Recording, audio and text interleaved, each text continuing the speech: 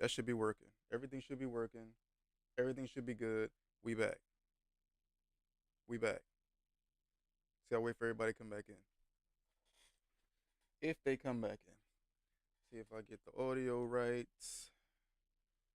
You know the tings. Just up a little bit. So we could talk like that. This down. Let me open up the cord. Just in case somebody want to hop in.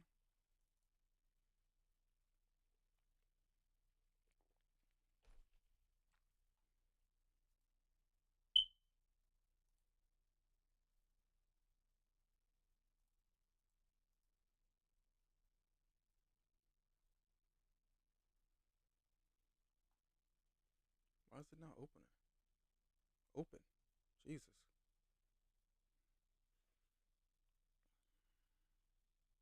No, don't switch. Um,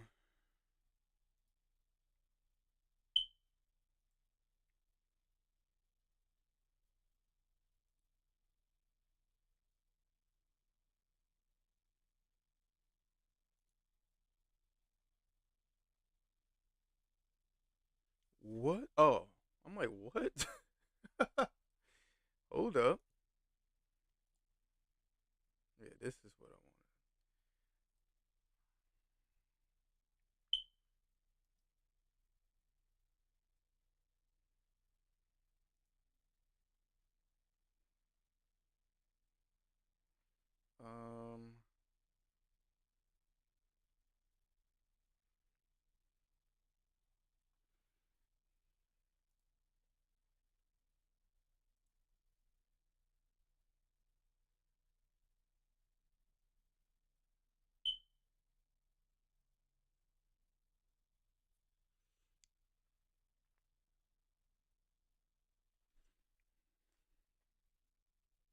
Let me see if he joined the Discord. Um,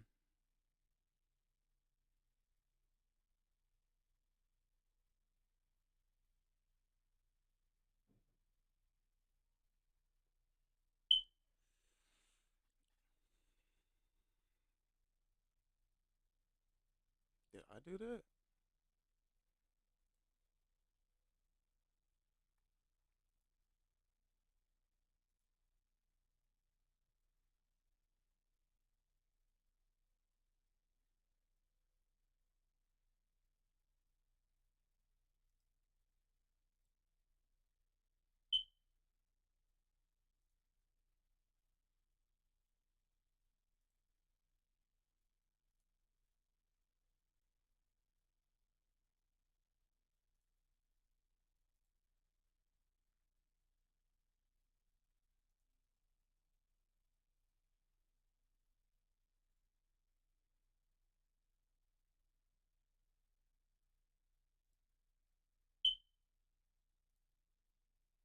There we go. I don't know why that took so long. There we go. That's open. Let's get to it.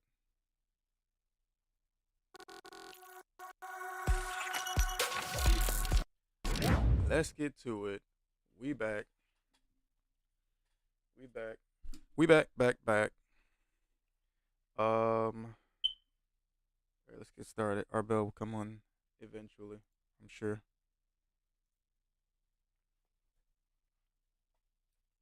Welcome back to Uncensored. Douglas Murray and Cenk Uygur are on bitterly opposing sides of a debate on Israel's war in Gaza. Millions have watched them passionately articulate their cases on this show, but never together. So tonight, on our final show of the year, we've Oh, you here? invited these two big brains to debate the big outstanding questions on this conflict. How does the war end? Will Israel face repercussions for the scale That's of what I want to know. How does the war end? How do you think the war ends? Hop in the Discord, Arba. We response doing to October the Netanyahu 7th? today? Has it committed war crimes? What is the future, if any, for Hamas, for Gaza, and for the prospects of a true Palestinian state? Most importantly, how do we get to peace? Well, I'm now joined by the author of The War on the West, Douglas Murray, and by Young Turks founder and Democratic presidential challenger, Cenk Uygur. Welcome to both of you. So I've interviewed you Hear both a me? lot in this war, Yeah, I hear you. but not together. All All right. right, cool. Where do you want to start? I'll turn that. Well, I'll start with the question you just asked while I make myself a cup of coffee before I dunk on Netanyahu for like 30 minutes straight. So, how does the war end? That's genuinely an interesting question because it really depends on where are we as far as the balance of power, where when the war eventually ends. If Hamas is in a position of power, in a realistic position to enforce their will, either in the West Bank, which they do have a presence there, although it's highly denied. I assure you, there is a presence of Hamas there. uh, And in Gaza, well, we're stuck in the same position. So unless there is a major action being done to remove Hamas from power and replace it with any sort of organized government, then we'll be back in the same position a couple of years from now. my question is, what organized government could even take over in for Well, Gaza? the thing is this: right now, the Palestinian Authority has no influence and no power, zero sway. Mm-hmm. If there was an election tomorrow in the West Bank, the Hamas would most likely win that. Right. Um, the best solution, it's it's the ideal solution from an Israeli perspective. I'll put it this way: uh, drive Hamas out of Gaza, and for the meantime, bring in an international enforcement force. The Israelis cannot occupy Gaza. That is a step in the wrong direction. Mm-hmm. Bring in someone who, let's say NATO, just for the sake of objectivity. Okay, NATO, which is a international body that has no direct relationship with Israel. Israel is not a member of NATO. Right. Now, you bring them in literally to keep the peace, and allow the Palestinians to put together a civilian administration, genuine politicians, and not people who steal international aid money to invest it in the stock market. Now, two Um, points. 2 points I want to bring up about that. 2 points. One is, um, NATO, by and large, and correct me if I'm wrong, at least as far as the United States and the West is concerned, is seen as just an arm of the United States. So if you were to put NATO boots on the ground, I mean, first of all, the U.S. is probably the biggest contributor to NATO. So the for sure. average citizen slash uh like anyone objectively might just assume that it's just the U.S. occupying Gaza. The U.S. slash the arm of whatever. Yeah, but how is that? How I apologize for interrupting, but how is that so significantly different than the United States being the arbitrator and eventually the people who put their foot down and make sides agree to a peace deal? Well. There's no genuine difference because they're it's them pulling rank at this point in time. You have to understand. Mhm. No European country will actually sanction Israel Right. for a variety of reasons, but most of them are financial interests. Israel provides a lot of services to a lot of countries, both in the military industries and in the technological fields in general, that they Mhm. cannot afford to sanction Israel. So, aside from a few college people or some hipsters yelling to boycott Israel from Eurovision, uh no country of any influence is going to sanction Israel. And thank God for that, because I live here. Like, right. I'm not exactly objective. uh Um, the only entity in the world right now that Israel's response to can't be go fuck yourself is the United States of America. mhm. They are the only people that hold any genuine sway. Right. Um I mean, the only thing I could think of, cuz that does sound great, but I don't think the appetite is there, in especially for the average citizen of the United States, as someone who lives here, to have our own boots on the ground in another Middle Eastern country. Again, I never said it was ideal for the Americans. I said it Right, was ideal right. in Israeli perspective. Uh I'm allowed to be slightly selfish in that Yeah, solution. true. Especially since you're a Uh, reservist, and if if there is a widespread occupation in Gaza, then I mean, likely so you'll. I actually got notified today uh to have a bag ready oh because things are on the potential of escalating in the West Bank, and if things escalate in the West Bank, I'm going to get called into action, which is which basically sucks a bag of dicks. yeah, fucking a. I mean, Yeah. at least it's the West Bank and not Gaza proper. The West Bank is not I'm not a saying good it's place to great, be but in. yeah, I'm not saying it's great either way. But I mean, I feel So like, correct me if I'm wrong. I feel like so that's the lesser of two evils. it's different shades of shit. Uh To pardon my French, but you got to remember that those two areas, the West Bank and Gaza, kind of take turns on which one is the hot front at any given moment. uh Because in the heat of my military service, which was late 2006 all the way to 2009, mm-hmm. the West Bank was objectively for the majority of that time more hostile and more dangerous than what was going on in Gaza. Gaza was fairly peaceful at the time. You got to remember in 2011 was the Fogel family murder in the West Bank. If you're Uh familiar with that incident, no, I'm not are you actually. aware of? Focal Okay, family so murder. the Fogel family murder is actually one of the most insane acts of hostility that happened in the history of this region.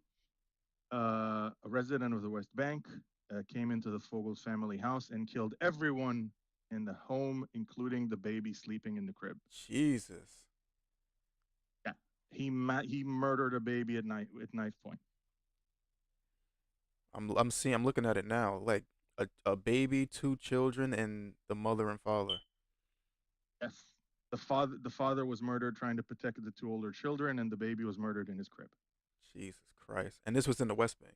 I was Yeah, this was in the West Mm, Bank, and I was actually called into reserve action after this happened. And when I tell you we were pissed, I can imagine.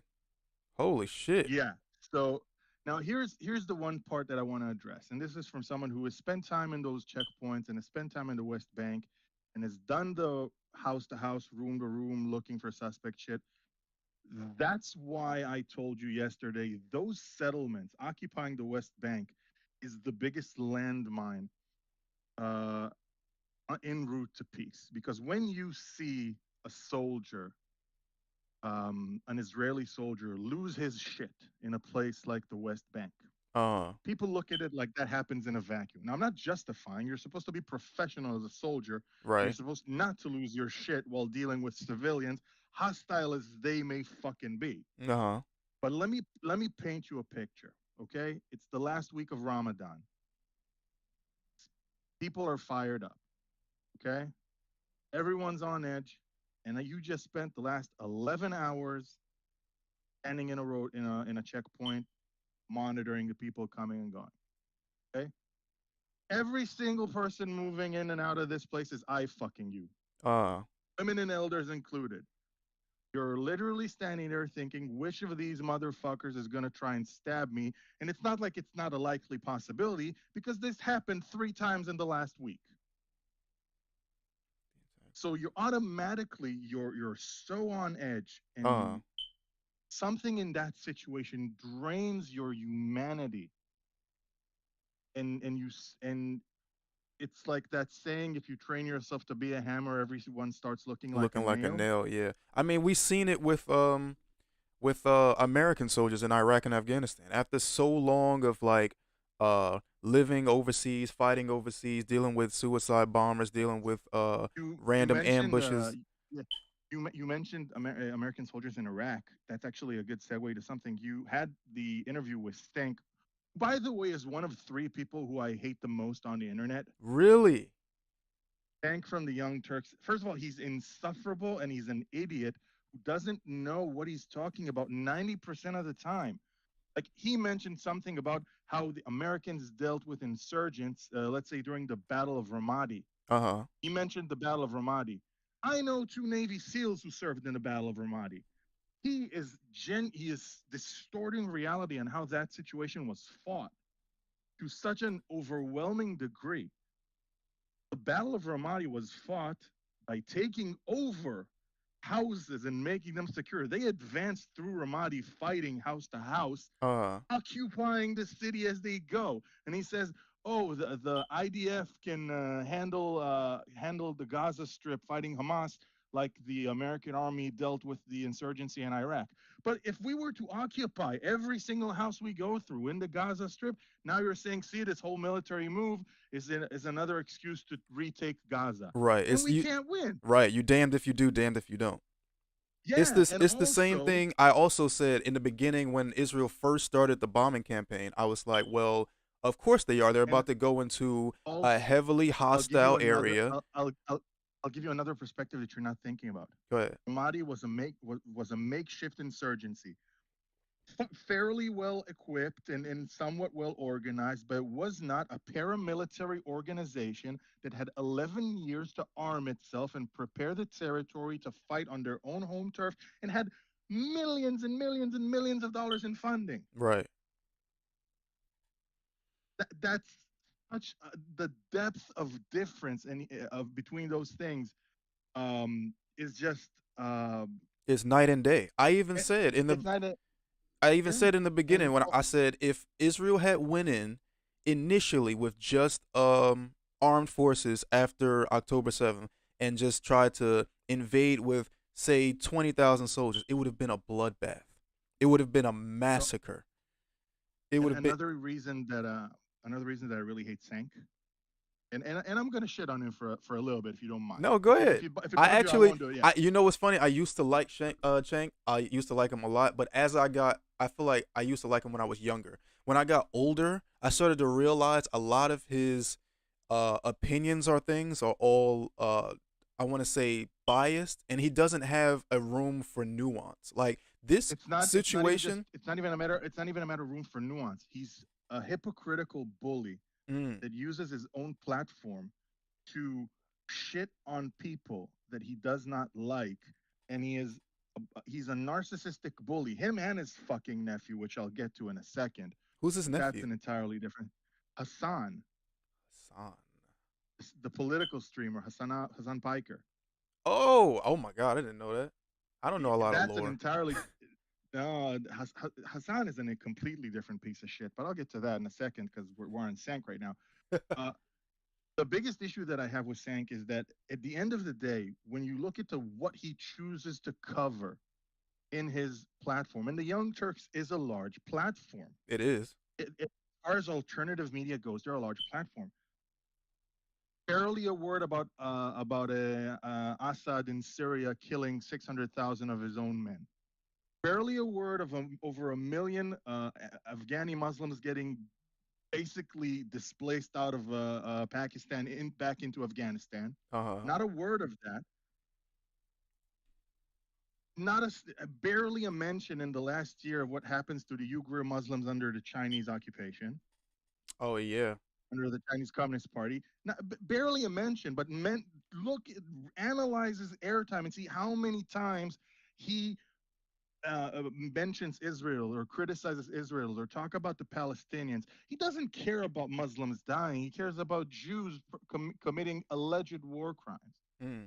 Like this is why when you look at the way things are conducted and discussed, when Jews cry out anti-Semitism, there's a genuine reason for it. Let's take a look at the UN. Okay, Mm-hmm. there are more binding resolutions against Israel in the UN General Assembly than there are against Iran that shot their own civilians during protests Right. and basically make people disappear for having an open political mind. Russia, or I don't know, name a year and a war crime they've committed in the last 15 years. Right. It's not hard to choose from. Syria, that used chemical weapons on their own On their civilians. own civilians. Yeah. If you put all the binding resolutions that the UN had together, they don't match to the amount they've discussed and condemned Israel. Does that not sound abso-fucking-lutely insane? versus other countries.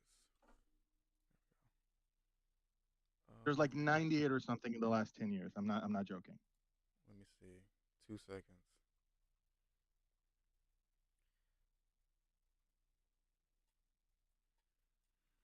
170.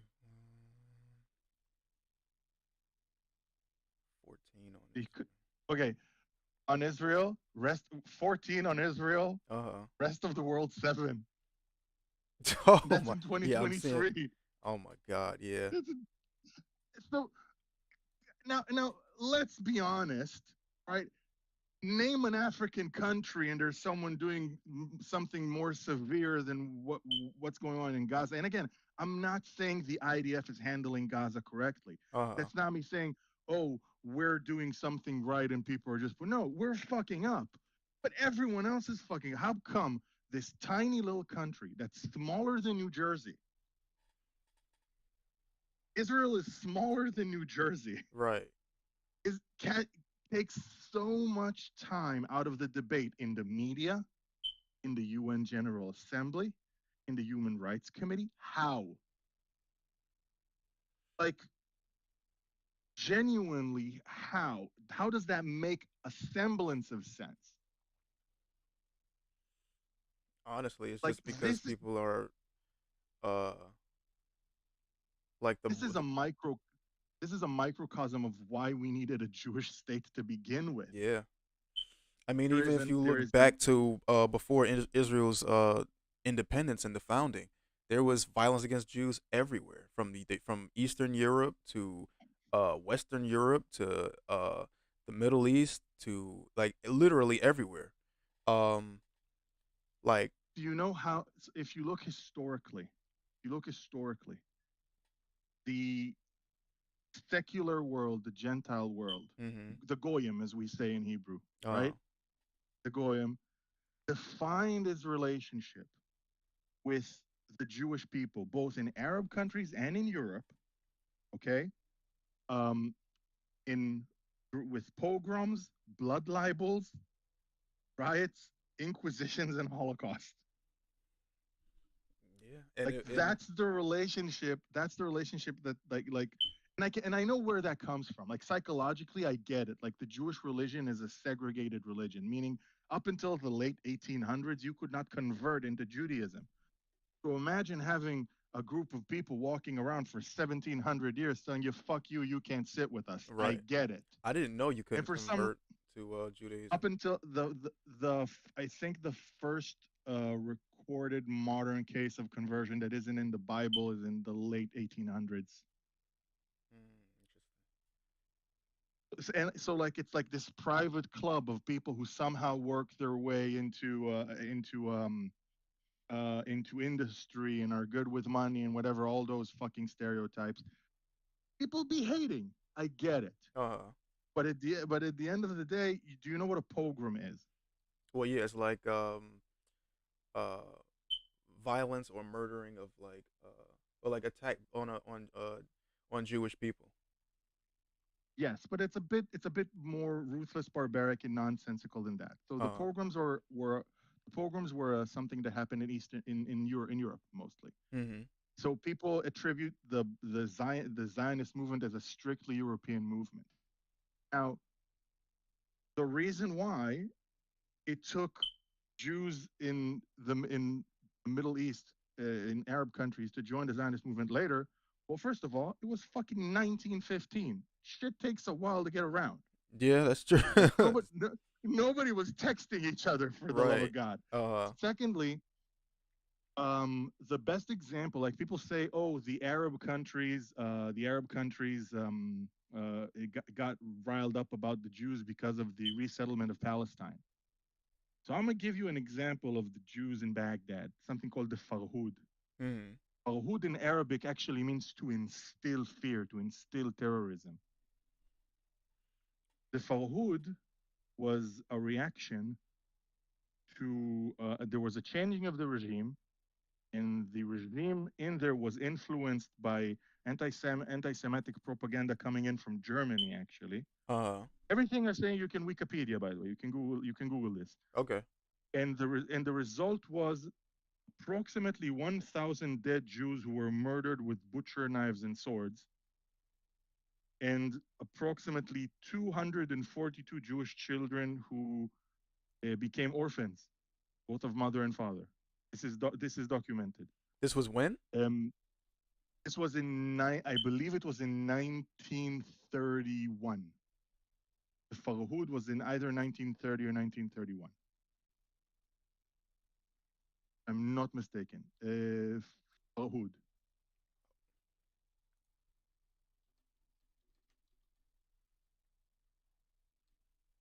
Oh, that's a bicycle. I'm I'm trying. I think I got the spelling wrong. How do you spell Fahoud? Hold on. Let me find it for you, and I'll put it in the chat. Okay.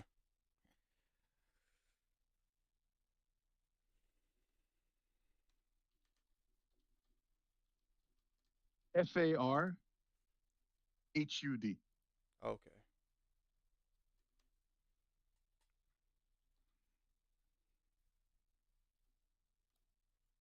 I'm sorry, it was in 1941. I 41. apologize. Okay. 1941. Yeah, Oh, yep. I see it now. yeah.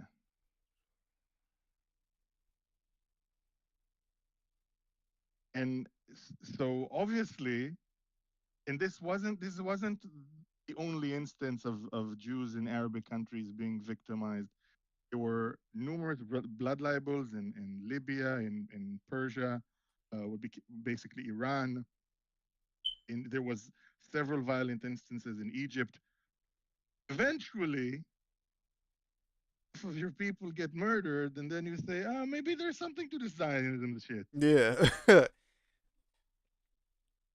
I think I seen. I had a whole bunch of tabs open. One of them, I know, especially was the Hebron massacre, but that was 29. 1920, 1929. Yeah. Yeah, that was the local mufti riling up the people because he was concerned there were too many Jews. They had a Jewish problem, so they wanted to get rid of it, which is a repeating pattern globally, if you notice. Yeah. Really, it really is. Even in Russia under I think it was Stalin. It was just like No, and not under Stalin, but in the general area of the Soviet Union's Cossacks would rampage through Jewish villages, uh just absolutely. Like this is something that is mentioned in Golda Meir's biography. It's mm, something that happened until very modern times. So as you see, eventually Jews collectively said, "Yeah, we need to pack our shit and go somewhere." yeah, we need a state of our own essentially. Yeah. Also, by the way, I'm not denouncing the fact that Palestinians are also indigenous to this country. Mhm. I'm not dismissing that fact. They clearly should have a place here, coexisting with us. Originally, the best idea would have been to live together peacefully, but since that's not a likely possibility anymore, two-state Right. solution it is. Now, but to tell, someone used to tell me that I'm not indigenous to my own country. Now, please explain to me, and I'm not going to use the Bible as an example because the Bible could be a crock of shit for all we know. I'm Right. not using that. But I'm going to use science. An acceptable piece of science is archaeology. Can we agree on that? I can find archaeological sites that belong to large Jewish settlements and large Jewish population centers Mm. dating back at least 1,200 years. Is 1,200 years not enough to make me indigenous to this piece of shit land? Right. It's not like I'm asking to be indigenous to Cancun. Right. I mean, Jaffa riots, Palestinian political violence, food. There we go. hold on, I think someone's calling me. All right, go Someone ahead. is. Wait, my daughter is calling me. Hold on. Battle of Tel Hai. 8 Jews fired as killed. Armed Arabs were Hello. looking for French soldiers and Jews mounted armed resistance. French soldiers and Jews. Oh, they were looking for French Jews. Okay. Um, Started by inflammatory language at an Arab תהיה הכל rally. בסדר?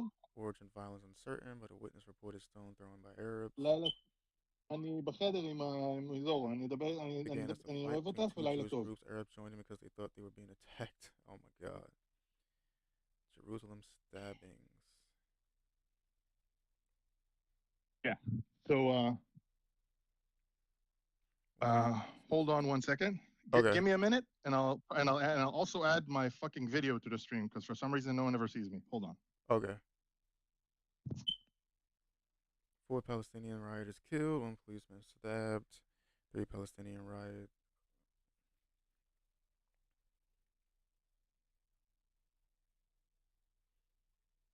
It's a lot. This is all before Israel committed or um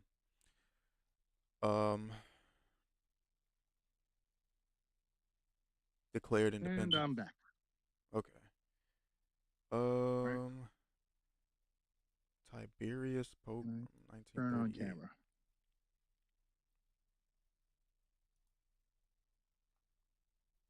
Stream room. All right. You said you wanted There to. we go. You said you wanted to show your video. Yeah, I don't mind. Yeah, go ahead. Or do you want to send it to me and I'll just I don't think I understood what you mean by that. what do you have the video on? Yeah, no, I have it on like through the Discord. Oh, okay. Go I ahead. don't know Go ahead. I don't know how to put it directly on stream. Well, no just fucking idea. hold on. Let me see. Table video. All right, just share your screen and then it'll just play through the Discord.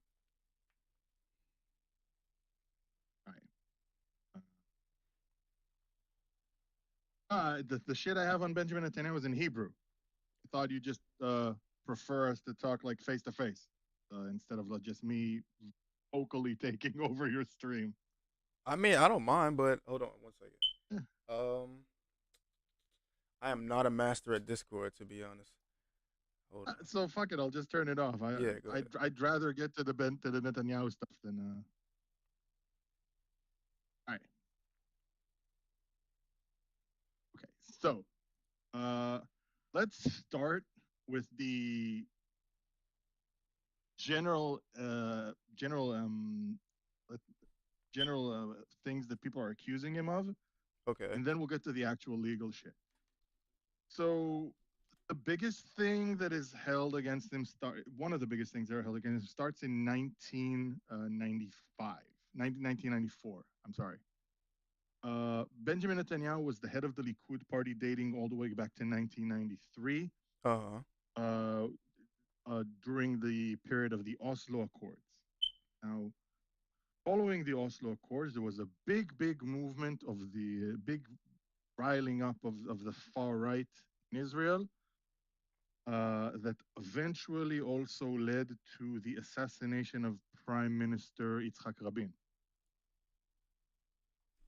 Now, there is a famous situation where Benjamin Netanyahu was standing on a porch somewhere, I think it was in Jerusalem, giving a speech to a very, very, very angry very angry crowd of Likud voters who were holding up pictures of Yitzhak Rabin dressed as a Nazi officer. There was a mock coffin with Yitzhak Rabin's name on it. There were signs says Rabin is a traitor.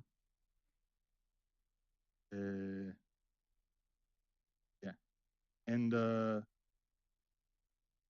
Netanyahu, instead of being the adult in the room, trying to calm things down, riled the crowd up because, hey, it helps him gain favor. Right.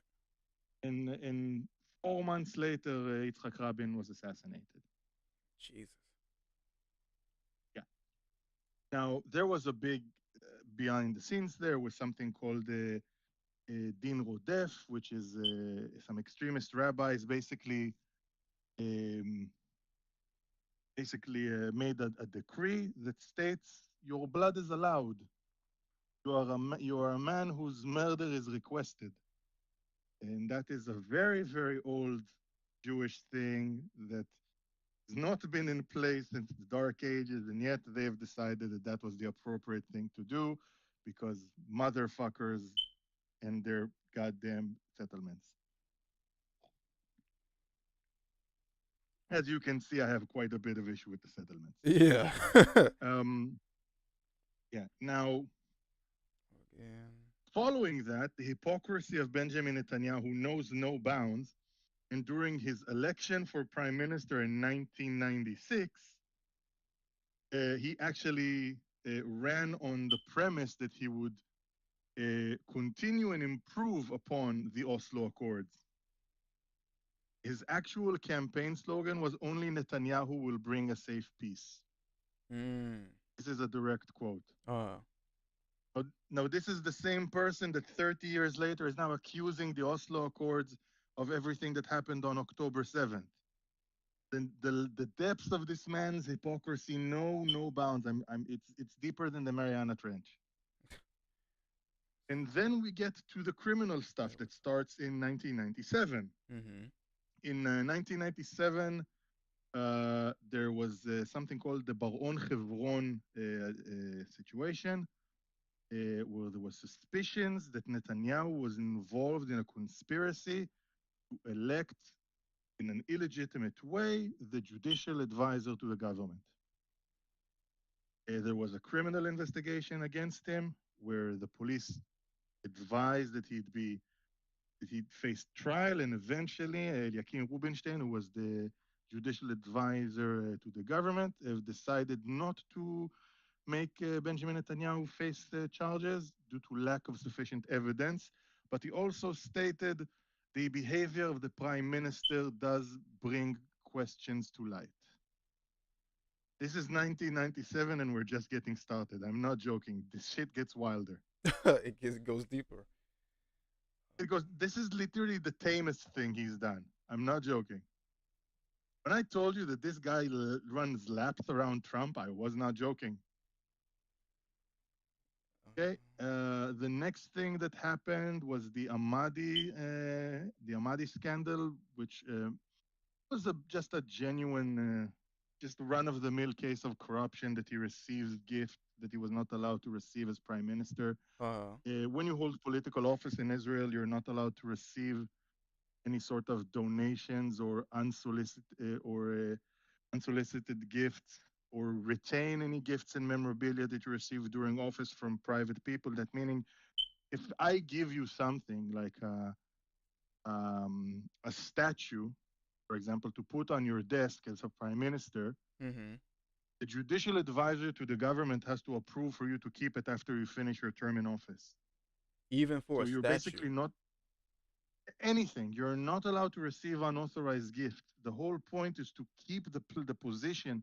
This is not just for prime minister. It's for multiple positions in government, in courts of law, Hmm. in the police force. The point is to keep those places ethically clean. Okay. That's the reason for such strict rulings. After that, in 2011, there was a publication by a very famous Israeli journalist um, that between the years 1999 and 2008, Benjamin Netanyahu and his family members would regularly travel outside of Israel at the expense of private individuals, not out of the government budget or their own pocket, but people would pay for their flights. Kind of reminiscent of Judge Clarence Thomas, right? Uh-huh. Yeah. And this was even after Netanyahu's return to politics. Netanyahu in 1999 left politics for a while and came back in 2002. Even after he returned to hold political office, he continued to receive these unallowed travel expenses. Uh, and through the sheer incompetence of few people involved with the process, this was closed before it got to trial. Hmm. But that was closed sheerly due to incompetence. He was very clearly guilty of it. Uh-huh. Yeah. So now we get to the more recent stuff, starting in 2017, which is the cases 1,000, 2,000, and 4,000, which are general cases of corruption and accepting bribe. Amongst things that happened was using his position as prime minister to apply pressure to several forms of media to give him favorable coverage. Mm-hmm. One of, he used businessmen who are associates of his to apply pressure to a website called Walla. Walla is one of the three major web was one of the three major news websites here in Israel. Uh, a friend of his, who is a billionaire called Sheldon Edelson, created a newspaper in Israel. Just made a newspaper to give him favorable coverage. And very recently, about 3 years ago, a Georgian billionaire who was a friend of his created a news channel whose sole purpose is to provide favorable coverage and favorable right wing coverage here in Israel. Think Fox News on steroids. I'm not Wow. joking. It's that bad. So, like, imagine how big of a piece of shit you have to be that your billionaire friends have to create new forms of media for you to get favorable coverage. Processing. And this is only the official stuff. Like the crazy stuff is like what his son does, what his wife does. His wife was investigated multiple times for abusing household workers that they hired. His son has a heavily rumored cocaine problem and is uh, probably the most obnoxious tweeter you'd ever seen. Uh. He was he was sued and found guilty of defamation multiple times. This is Yair Netanyahu, the younger son. Mm-hmm. Like this family is fucked in the head, man. I didn't even know that. Jesus. I thought it was just him. I didn't know it was all of them. So there is a famous recording of Sarah Netanyahu. I'm gonna try and find it and send it to you, so you can just like you don't have to understand, but look at her, listen to her lose her shit. Mm-hmm. 1 second. There he goes. That they mentioned her. Uh, Second. 1 second. So I found it. I'm gonna send it to you on Discord. Just fast forward like like 48 seconds in, and you'll hear what I'm talking about. Okay. This bitch is out. It's off her rocker. Wait, I'm putting it here on stream. Hold on. Okay. Here. I did it in the Twitch chat. Got Yeah. This is the first lady of Israel. Listen to her, Lucia, because and this is the reason for it. She was not described correctly in the news article. וזה הרקע. בסוף שנת 2009 פורסמה ידיעה קצרה באחד ממדורי הרכילות, ידיעה שדאג לפרסם יועץ של משפחת נתניהו. הידיעה הקצרה הזו עסקה במתן חסות של שרה נתניהו לאירוע צדקה בהיותה אשת ראש הממשלה. בידיעה לא צוין ששרה נתניהו היא פסיכולוגית. ובנוסף נכתב, תואר אשת ראש הממשלה מחייב גם לפעילות ציבורית. No subtitles for this. היום בו פורסמה הידיעה הזו התקיימה שיחת הטלפון הבאה the whole reason שרה נתניהו she was pissed about is that they didn't mention that she's a psychologist in the description in the newspaper. לבין אותו יועץ בשכר של המשפחה. Like a few seconds into where you are right now, they get to hearing her on the phone. You have to hear that.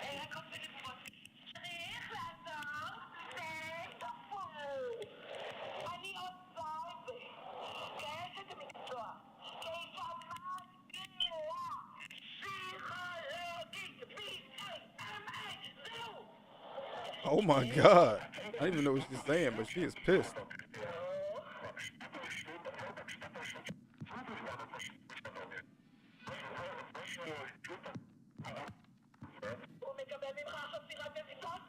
Yeah. But I say this family's fucked in the head, man.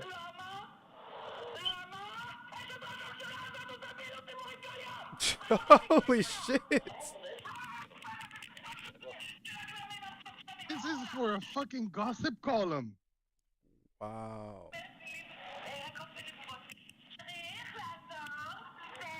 she's a fucking monster. She's a gargoyle.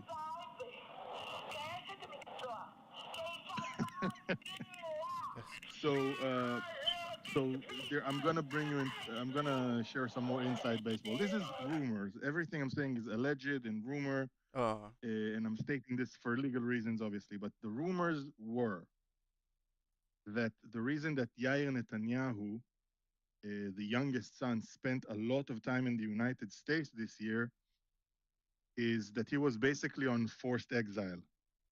mm, Now, that forced exile was recommended by the judiciary advisor to the government because apparently, while under the influence, Yair Netanyahu assaulted his father, oh wow. which is a bit. This is again, this is alleged and rumored. I Right. don't know if this is true. Uh I will not be surprised if it's true. Now, why the kind of under the radar exile? Because assaulting your father is one thing. When your father is prime minister, it's a whole other thing put together. right. The fact that he assaulted the prime minister complicates things legally quite a bit Yeah. in a way that is not affected by the fact that it's his son. So Yair Netanyahu spent the better part of 6 months in Miami. This is also why he was very inactive on his social media for those months because he was like told to shut the fuck up. Uh Yeah. Right now, Benjamin Netanyahu is on trial. Um, uh, it's not going very well. Right now, his attorneys are the trial is supposed to go on, and his attorneys are supposed to represent him, but they're using the war as an excuse to get basically stays on the court, mhm. keep pushing it back. It's really like this, and one of the biggest. We get to how much of a hypocrite he is. Uh, Back in the day, another prime minister named Ehud Olmert faced criminal charges. Okay, shit happens. Benjamin Netanyahu screamed at every open microphone that he could find that a prime minister that is knee deep in criminal charges cannot run the country correctly. Olmert vacate his seat as prime minister. Uh But apparently, what's good for the goose is not good for the gander because Benjamin Netanyahu refuses to evacuate his seat as prime minister for the better part of who's counting at this point.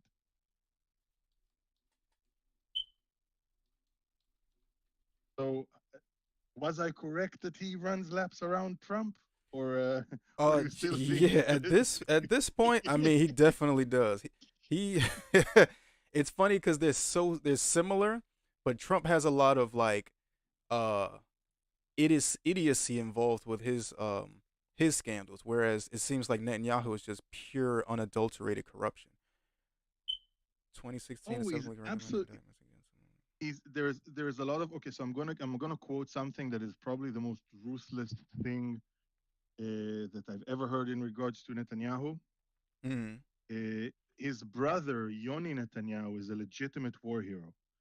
Yoni Yoni. Netanyahu led Yoni Netanyahu led the rescue from Entebbe. If you're familiar with that rescue operation, Uh I am not, but he passed um, in Tibet. he was killed. He was killed during the operation, but he strategized and led that operations. And the Israeli army commanders lead from the front. Uh-huh. Uh, and he was a commander in a unit called Sayeret Matkal, which is basically if the best equivalent I could find for you in the American army is like Army Rangers or something like that. Okay. It's Israeli Special Forces. Okay. And they led the operation to rescue the Israeli hostages in Entebbe on enemy soil in a very precarious situation with no hostages injured or harmed, to the best of my knowledge. But Mhm. Yoni Netanyahu during the operation. The most cold-blooded thing I heard said in regard to that situation is that, by the way, Benjamin Netanyahu was also a member of Sayeret Matkal. That, Okay. that I'll give him credit. He did Uh-huh. do a very significant service in the Israeli military. But the most cold-blooded thing I've ever heard said in that regard is that the wrong brother died in Entebbe. Oh wow, Jesus. Yeah, that's fucking cold. That's like that's that's ruthless even for me. Like that's the type of shit that I'm uncomfortable There with. were 5 Palestinians involved in Tibet. I didn't know that. Correct. That's interesting. 2 Germans, 100 plus Ugandan soldiers. Wow. One killed. Only one killed, and that was Yoni. Correct. Wow. That's sad. That sucks. 5 wounded. Four Was hostages pretty, were killed, including Dora Block, an Israeli British citizen. Uh, she became ill on the plane and was taken to a. Okay, well, I can't see all of that, but 4 hostages were killed, but they 102. were killed. They were some of them were killed during the hijacking, not during the rescue. Okay, okay. So again, there is a lot going on with Netanyahu, and currently he's in a very precarious situation because he doesn't have a strong political majority, Right, and you he's told in a me. situation where he's held captive by two major factions. One is the Orthodox Jews, the extremist Orthodox Jews, Hmm. and the other is the extreme right Zionist movement, who have the most awful name for a party I've ever heard in my life. And the name of Ben Gvir's party is Otzma Yehudit, which is literally Jewish power. I can't. I just can't. Wow. I fucking Wow. can't. What Like the some fuck? things don't translate well, but the fucking copywriter who thought of that shit was like, Jesus Christ. Literally out in the open, like not even trying to hide it. Yeah, saying the quiet part loud. Fucking hell. I mean, and as an Israeli, that shit fucking disturbs me because now these motherfuckers. he- Here's the thing: people like Sank Uger and Hassan Piker, uh, Madi Hassan, and all these very biased individuals are looking for ammunition to slander my country with. And I get it; you're biased. I like to slander the Dallas Cowboys. I mm, will use what I can. Like uh, it is what it is. right. We're not supposed to give them the fucking ammunition as a country. I mean, fucking hell. I mean, but they would find it even if you Oof. guys didn't give it. They would find something to criticize you for, because a lot of their I don't know so much about. I know especially Oh, Chank. I again, nitpicking is something you can always do, and Uh, I always trust anti-Semites to find a reason to slander Jews. But when you call your political party fucking Jewish power, right. oh god damn it! Like I will trial him in Hague myself at that point. Mm, It's just so incredibly frustrating. It yeah, really it's is. especially when you fight against people who are actually like so blatantly anti-Israel, anti-Jewish, and your own like government is giving them ammunition to hate Jews. It's like how I feel about the State Department. Like, I don't want people to dislike America, but I mean, if you guys keep doing things to make them like uh almost in the right in their dislike of America, it's like, what can I do? What did you say the name of the party was again? Otzma Yehudit, Jewish power. And the thing is that it's the abominable son, like the regeneration of a party called them. Well, actually, Ben Gvir's party is more like a descendant of Kach, but the Bezalel Smotrich party, which is called the Tzionut Datit, the religious Zionism, is actually the kind of like a regeneration of something that was called the Mafdal. The Mafdal were basically like in Hebrew it says Miflaga Datit Leumit, like the National Religious Party, which was moderate, non-Orthodox Jews. Mm. The difference is, it sounds ridiculous, but the difference is like the form and coloration of the yarmulke. Uh. Orthodox Jews will wear a solid fabric, uh, solid fabric, black colored yarmulke. Oh, because you're from a foreign IP. I'm from the U.S. I promise I'm a good Yes, guy. but yeah, but again, when I say they are saying the quiet part out loud, So crazy. Wow. um, yeah, so, and like people who are non-conservative, non-orthodox Jews will have a more woven fabric, yarmulke, multicolored, sometimes with uh, different fabrics put together, which by orthodoxy rules is forbidden because it's called shatnez. Religion is stupid. Hmm. Does Israel have like Yeah, a really. like well, I guess in our uh like a more liberal party? Like what would be the like leftist of There's Israel? there's a few. There's a few.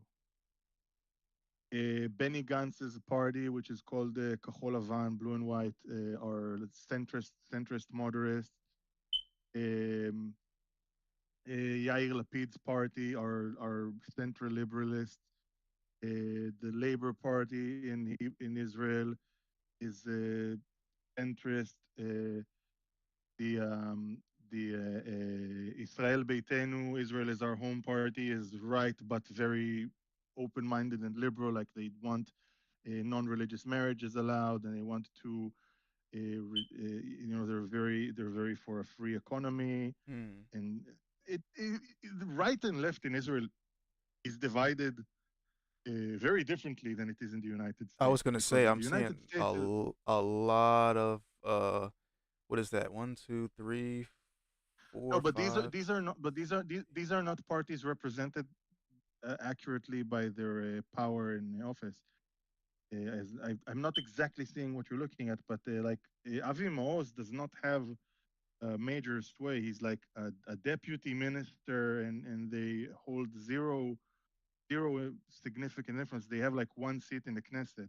Yeah, that's what it shows right here. One seat out Yeah, of 120. yeah, yeah. Um He's non-consequential. He was actually one of the things that were able to get through because the Labor Party and Meretz Party couldn't come together. So Meretz couldn't make it into the Knesset, but his fucking anti-LGBT party made it into the Knesset. If there's one guy in our entire Knesset that I would like to cover in soy sauce and throw to the shark tank in the aquarium, that's the guy. Interesting. He's a genuinely despicable, horrific human being. So if you were to attribute yourself to a party, what would it be? Which party would it be? If I kind of fall between Yair Lapid's party and Benny Gantz's party because military-wise, security-wise, I'm very white. I'm Uh-huh. very right of center. But uh, financially speaking, educationally speaking, foreign policy speaking, I'm more left of center. So in Israel, it's really like the key thing that defines if you're liberal or conservative is not really your opinion on liberal or conservative things, but what is your opinion on security issues. That kind of dictates, because of the nature of our society, that dictates where you fall on the political platform. But I could be very military minded security wise, but very socialistically inclined economically wise. Uh-huh. Our country is weird. I want to check out Yesh Hadid and Blue and Yeah, White. Yesh Atid is Yair Lapid's party. Okay. They're left of center moderates. Okay. So is there yes, I see it centrist liberal. So is there like a like here we have the what is it? The squad, I think they called with like Likud. progressives, like leftists, like socialists in the I guess the modern sense. Is there anything like that in Israel? Or would Well, that yeah, there is. yeah. There's actually a liberal bloc. Benny Gantz was a part of that bloc, and the Labor Party was part of that bloc, and the Lieberman's party, which is Israel Beitenu, was part of that bloc because they, while very militaristic minded, are Mm, extremely liberal. They want to allow gay marriage. They want to allow gay couples to adopt children. They want to create more of a educational meritocracy. They're extremely liberal. Hmm. New Hope. Center right. Um,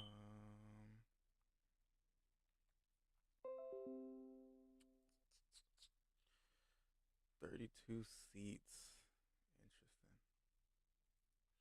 Interesting. Yeah, When is this the is next not election in Israel?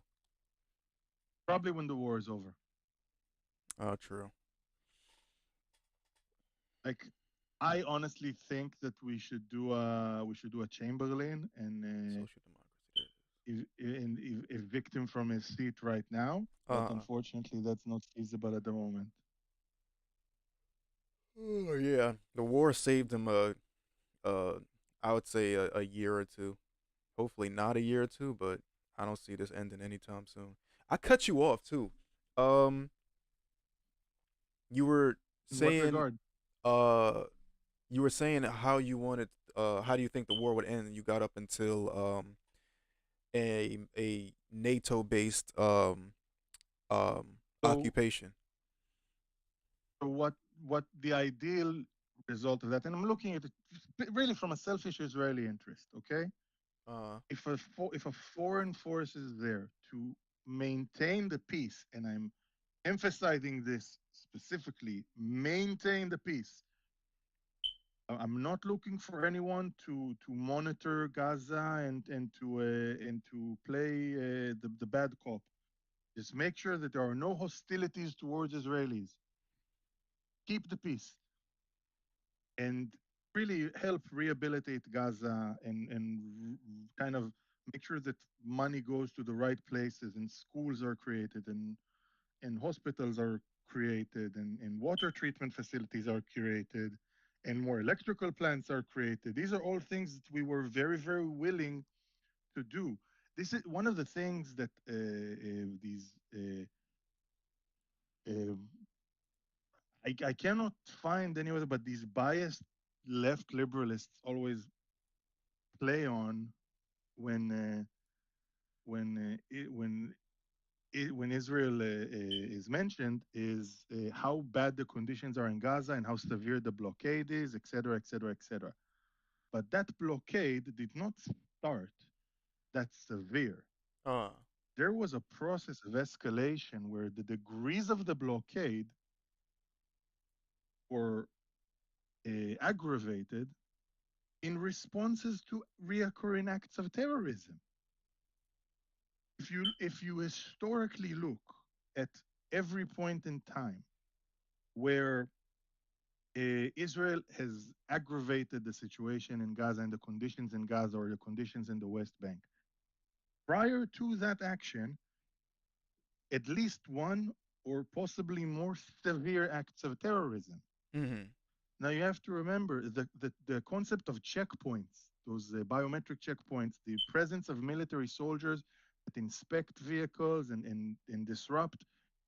Genuinely, this is what they do, unfortunately, disrupt the right of travel for Palestinians. That was in response to years of suicide bombers.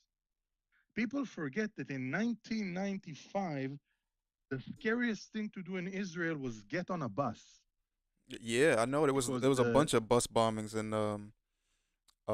before the I'll tell you this. When people say that I'll play on the international law to fight occupation as a legal and moral right. Okay, I give you that.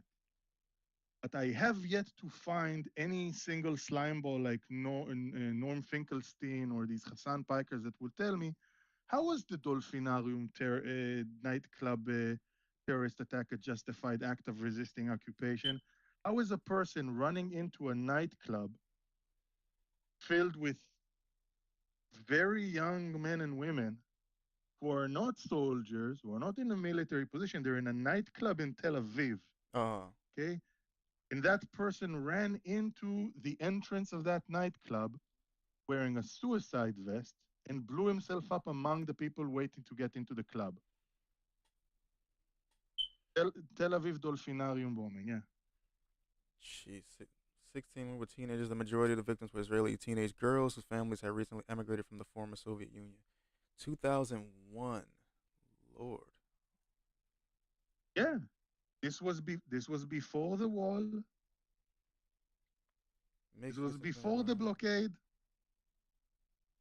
Yeah, this is before. Yeah, this is before pulling out of Gaza. Suicide bombers was standing in line on a Right? former night in front of when Russian-speaking families from the former Soviet They, Union were they, waiting for admission to a dance party in the Dolphin Disco. Young Palestinian so bomber so appeared to I'll taunt his ask you victims before the explosion, I'll wandering among ask you them. this. Yeah,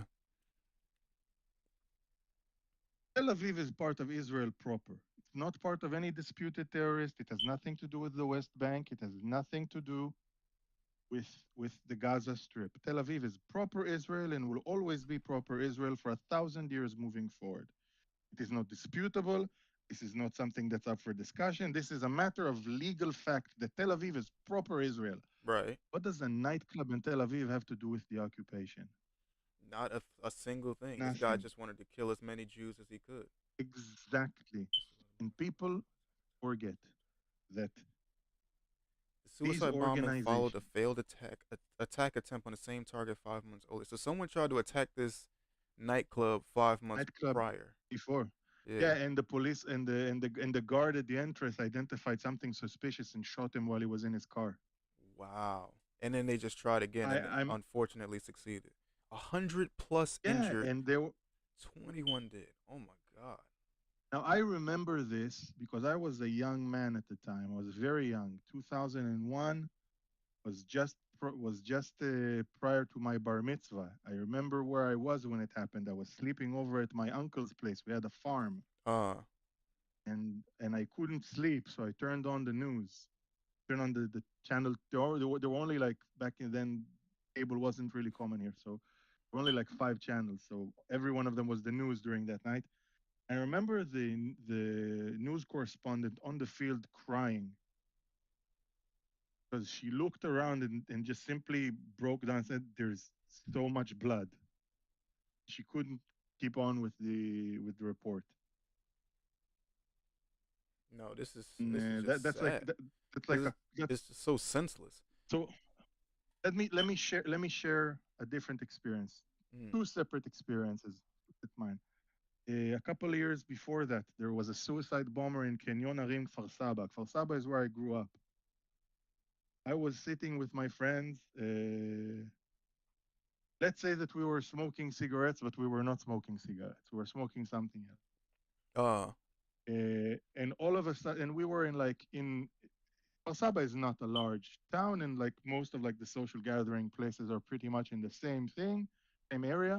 So we're sitting in a place called the Sapir Center, which is literally across the street from the Kfar Saba Mall. And the next thing you know, there is a very loud explosion and a genuine uh, cloud of smoke, and a suicide bomber ran into the one of the electronics store and killed and injured a lot of people. This is in the town I grew up in. uh. Another time, prior to that, I was in junior high. There was a mass shooting that was a terrorist act on a high school.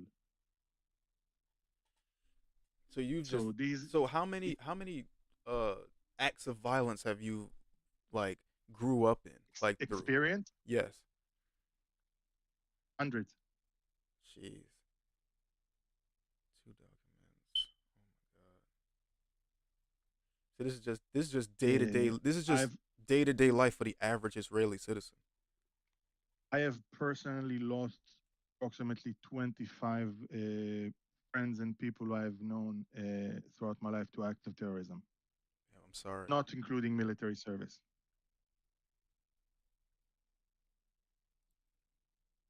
Ray and So when musical someone festival. so when someone Uh, tells me uh, why aren't you more sympathetic to the people who lose their family and friends in Gaza? I'm very sympathetic. mm, My issue starts with the fact that no one's sympathetic to me. Like when thank this inflated baboon thank uh, says that the world shared the sorrow of the 34 killed children and kidnapped children the October 7th massacre. Hmm. So why are around the world posters of kidnapped babies being ripped off of walls by Right. so-called enlightened leftist people? Like, if they share in my pain so much, why are they trying to hide our kidnapped people? Why is it such a problematic thing to remember that there are still Bibas is an 11-year-old baby is still kidnapped by Hamas? Please tell me, how is that acceptable and under any metric of fighting occupation? It 100% isn't. And I don't get how people can even remotely justify if you want to uh sympathize with the Palestinian um suffering, that's one thing. But to deny the suffering that's on both sides, including the Jewish side, is just evil. And it's just 100%. yeah, And also, I'll state something. I mentioned Norm Finkelstein, who is uh, just a reprehensible piece of scum that I have no words to describe him without being and without sounding like I'm an auto anti-Semite. So I'll mm, I'll reserve what I really want to say. But he used the most disgusting example to kind of give a moral high ground to the October 7th massacre. He quoted and deliberately distorted a quote from a very famous abolitionist when he talked that he made a comparison that a slave running from the plantation should not be held accountable for acts of rage and injury and like hurting innocent people. I'm oversimplifying the quote. uh Like, he made the comparison of the people committing the atrocities in October 7th to a slave escaping the plantation. Now, here's my 2 cents on the matter. Without the fact that slavery is one of the most disgusting thing in all of American history and global history in general, that's completely separate. uh But uh, when to make the comparison, civilians in Gaza and in the West Bank get work visas to come and work in various fields of industry here in Israel. This is a very sought after permit in mm, by Gazans and people in the West Bank. Do you know why?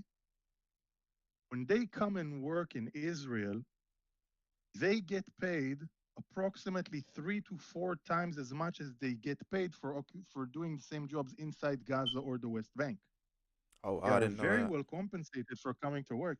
So I don't know of an open air prison or some sort of slave plantation that makes sure that the prisoners or slaves are very well financially rewarded. Like, that's Mm, insane. right.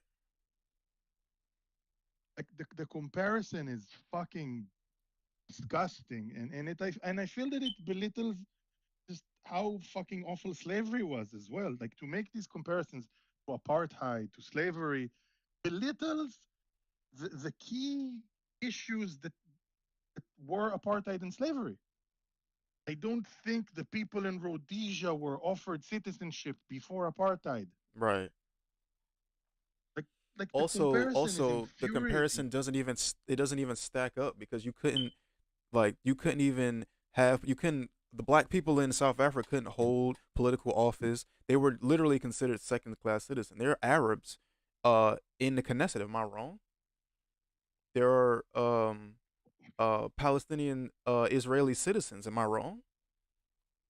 But there You are are not wrong. You are 100% correct, and I'll tell you this much.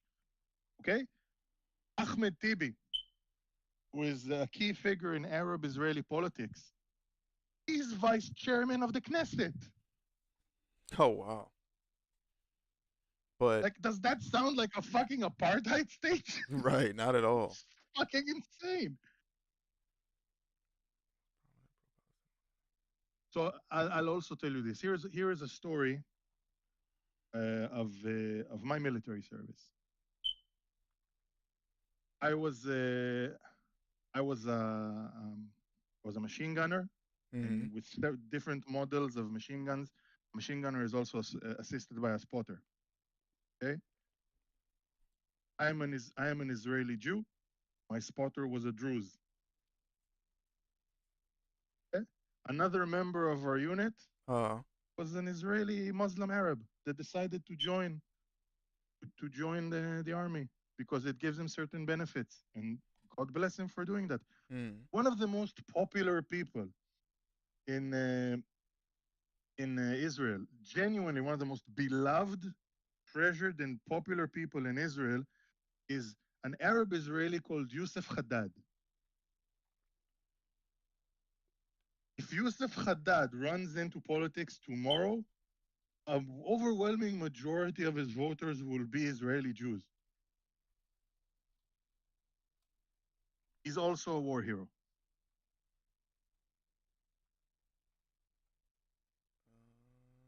On Yusuf Haddad. You want me to Uh, send you his Wikipedia page? yeah, because I can't find unless I'm looking at the wrong one. Youssef. One second, Oh I'll no, find it for you. Yosef. Yos. Yusuf Haddad, yeah, Okay. yeah. He got injured in the Second Lebanon War. He served in Golani. He is a phenomenal human being.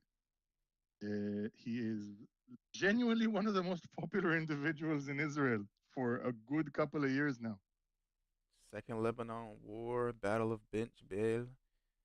8 soldiers were killed, including the battalion By the way, commander. Battle of Bench Bel is where my friend Andre, rest his soul, died. So that was a Sorry to hear pretty that. difficult one. Um, reservists on duty. Operation Guardian of the Walls. Sounds like I a fought in Guardian of the Wall. Dubai airport assaulted.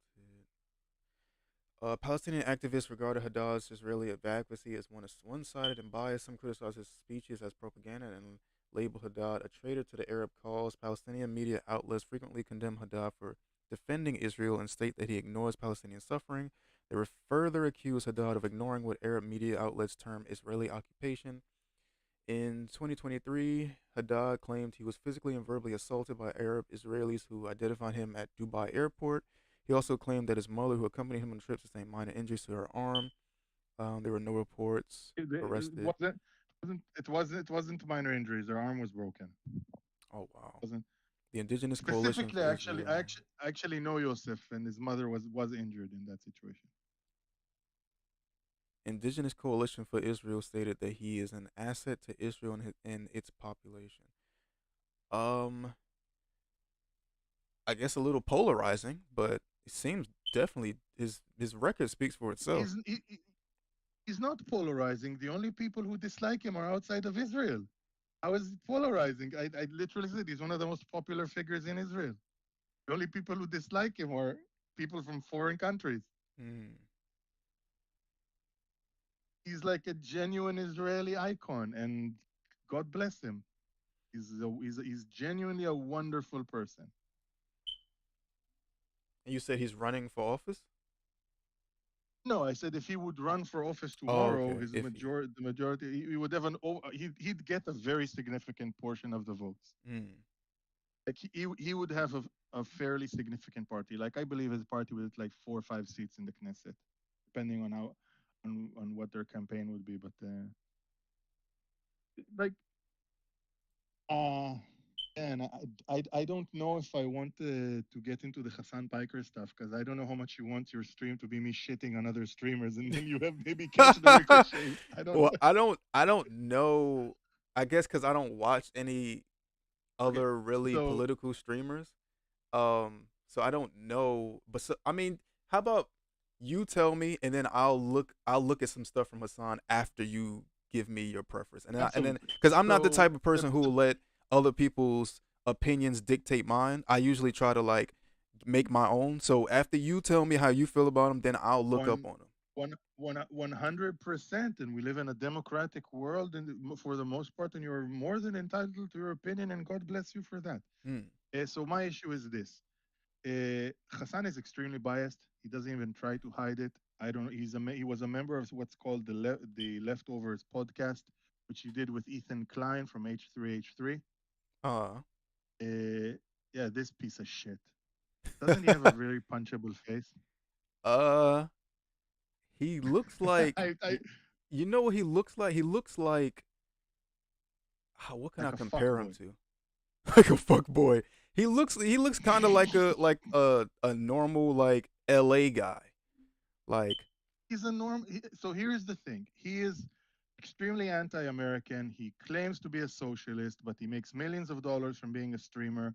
Lives in a mansion in LA. Bought himself a Porsche and made a vlog of buying the Porsche. But allegedly, he's a socialist. Uh, Yeah, he's just the most ridiculous dude. He's a joke.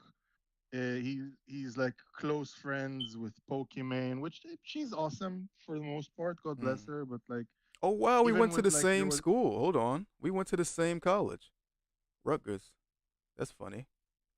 I went to the Newark one though. He went to New Brunswick. That's funny.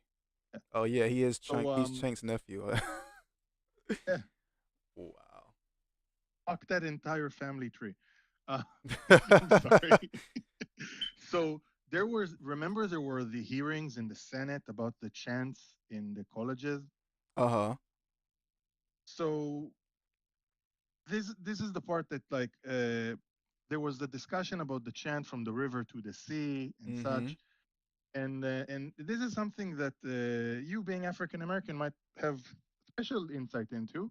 Mm. Um, in America, when a minority group voices their concern about something, normally it's taken quite seriously, especially in this day and age of like post Me Too, post woke stuff. Like if someone says this bothers me on a racial level, this feels racist to me, for the most part, it gets taken seriously, unless Yeah, it's for the mo really like some, unless it's like some ridiculous Juicy Smollett shit. uh-huh.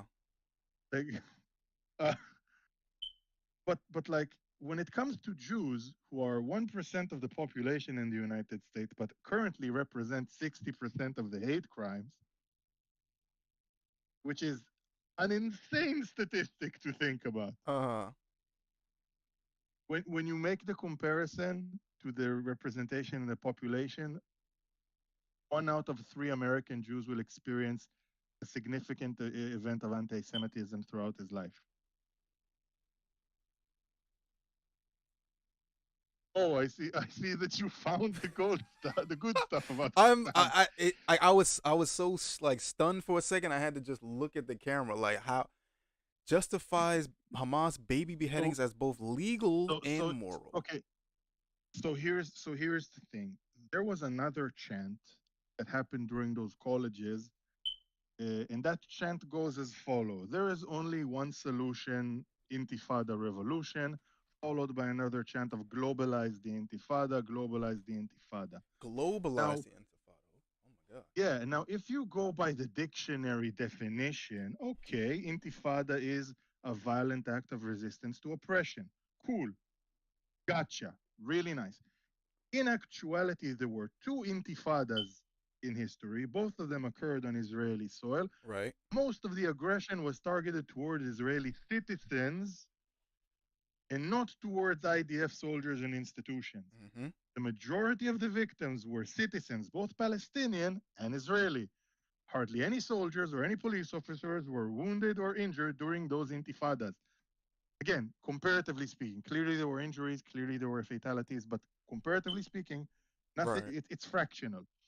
So when a Jewish person hears globalize the Intifada, and when in reality the only true expression of an Intifada led to the indiscriminate harming of Israeli Jews, of like Israeli Jews and were civilians, you could understand the cause for concern for Right. an American, for some Jewish kid in Brooklyn. This poor schmuck hearing these chants globalize the Intifada. Right. What the fuck did he do? He might not even be pro-Israeli. Hassan Piker's colleague Ethan Klein is pro-Palestinian, even though he's Jewish and married to an Israeli. By the way, they started making, because his wife Hila served as an IDF soldier for 3 years, like all Israelis do. They Mm. start Hassan Spiker community started talking about Hila being a fucking baby killer. She was a desk clerk in the IDF. Wow. So do they think that She, she has every role in the IDF is all combat roles? There's no non-combat roles in so the IDF? okay. So let me tell you something. Someone who does a non-combat service, in the Israeli army will Mm-hmm. hold a rifle approximately 4 times during their entire service with live ammunition in it. One during basic training, and 3 range days that they have to do a year to maintain their quote unquote weapons I, I proficiency. mean, I figured because When they they do the do same thing in the U.S. now, non-combat soldiers in the Israeli army do not serve in bases that are in frontline situations. Mm. So even when they do guard duties on their own bases in places that are in center Israel or North Israel that are nowhere near areas of confrontation, they don't even put magazines into the rifle while on guard post Uh. because it's just there for like a matter of discipline and maintain like order and such. Some things are it's military. Some things are done just to get done. Right. Those those guard posts are mostly there to prevent thefts and shit. I'm not joking. Um, I'd like to say someone like Gila is a quote unquote baby killer is just so fucking mental. So And do they like to think say that that every single IDF soldier is a murderer or like a baby killer or has taken some type of Palestinian life? Like it's a rite of passage. Like, oh, you can't join until you kill a Palestinian or something like I would suspect that they do, that. but it depends on who you'll ask. Clearly, not everyone is that ridiculously criminally stupid, Uh huh. but some of them really fucking are.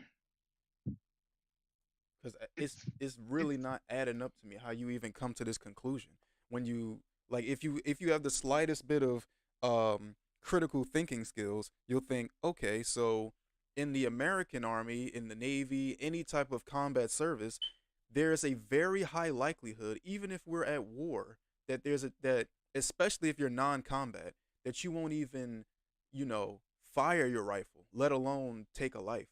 So to think that, oh, if you're in the IDF, and I don't was is Hila in the IDF now? no. Oh, okay. So Most women, most women when they finish their IDF services, and also the overwhelming majority of people who are in non-combat roles don't do any reserve. mhm. Like they do 3 years and they're done. So they think that It's they were thinking that so she when she was in like in Israel in the IDF, she was so uh so here's another twist. So Hassan also likes to have token Jews, and I'm not joking. He justifies his opinion on why "From the River to the Sea" is a legitimate chant because he says there are also Jews that chant it, and he cited members from Jewish Voice for Peace and such and such. Okay, there are also Black Trump supporters. Does right. that say anything about the Black Black community? black Trump Fuck them. supporters, gays for Trump. There's I mean, hell, there's gays for Yeah, which Palestine. Like, that's literally chickens for KFC. I'm not right. joking. It's true though. When I was in the service, when I was in the service, and this is a tragic story. I want you to finish laughing because I wait, my dog is fucking shit up here. Hold on. Zuz, Zuz, Namakom, Makom. Yes, my dog is named Zoro. Yes, it's because of One Piece. No, I'm not apologizing for it. No, that's dope. I actually had to stop watching One Piece because it's too long. I don't have time to watch it all. the You should take. There's a website called One Piece that basically shows you how to watch and skip all the filler. uh It's like out of like 1,000 episodes, there's a legit like 375 episodes you can skip entirely, not miss oh a thing. wow. I Yeah, okay. One Piece. Yeah, the definitive. I think it narrows it down to like 600 episodes or something or less. Jesus, 600 is still a lot. Yeah, but like 600 is almost the same as Dragon Ball. You tell me you didn't watch all of Dragon Ball? I mean, yeah, but it was when I was growing up. Now I barely have the time Yeah. to watch an episode of anime a day. Shit. By the way, I have a Majin Vegeta tattoo. No shot. Let me see. It's on my calf muscle. I'll have to take my pants off. I don't think that's Twitch appropriate, even with the new You're gonna rules. get me banned. I- I'm not trying to get you banned. I'm just saying. But yeah, I have a Majin Vegeta tattoo on my Speaking calf of, muscle, and I speaking of, you on the stream. What do you think of the new tech? What do you think? which I, one? The one on my I don't know left. what's new. You got to remember, that's new. Yeah, this is new. It looks intricate. I can't see all the details, but the location is dope as fuck. That's Yo, also that the go ahead. part around your clavicle must have hurt like a bitch. It hurt like hell. I was trying to sleep, but he started here, so it was like I No, no, no. There's no. once he got that I'll like this done, I was like, yeah, I'm gonna be up this whole time, the whole time. like I have like 14 or 15 tattoos depending on how you count. Uh, And I have like I fell asleep during most of them. I have a Wu-Tang Clan tattoo on my left pec, Wu Tang and the part Clan that's how I learned English. from the Wu Tang Clan. ADL. What is Yes, I'll tell you the story. It's a funny fucking story, and then we'll get back to shitting on Hassan Piker. that? Okay. There used to be an old sitcom called the it was by with Gary Shandling. It was called the Larry Sanders Show, Uh which is like a sitcom about a late night talk show host. And on one of the episodes, they had the Wu Tang Clan on as the musical guest. mm-hmm. And the song that they played, and I remember it to this day, was "Bring the Ruckus." And I was like 7 or 8 years old, and this was my first exposure to hip hop. Like my first taste of hip hop was Wu Tang Clan. Uh And I took my Hanukkah money and I walked down to the record store at the mall with my mom and mm. I bought 36 Chambers. It was the first CD that I bought for myself with my own money. See, I Now never even. imagine, Go ahead. imagine a pasty white individual like myself Mm-hmm. being 7 years old, walking to school with one of those old Discmans and some big fucked up headphones that were the only ones I had in my house. Uh. Uh, Walking to school, rhyming to myself with Mystery of Chess Boxing. That was my childhood. Yeah, so that was one of the things that drove me to learn English at a high language. I mean, then So like, thank God for Wu Tang Clan because you really good. Your English really is like superb. Like if you didn't tell me you lived in Israel, I would think you were somewhere in the United States. Wu Tang Clan and Michael Jackson. Hey, shout out to MJ. Uh, That He beat the shit. allegations. He beat the allegations. I know people think he still Can I diddled some kids, can I but he can I beat the court case. can I say can I say something out of pocket? Go ahead. Fuck them kids. That's MJ. Hey, he beat the allegations. That's all I say to anybody. Like the man made Thriller. Like, come on.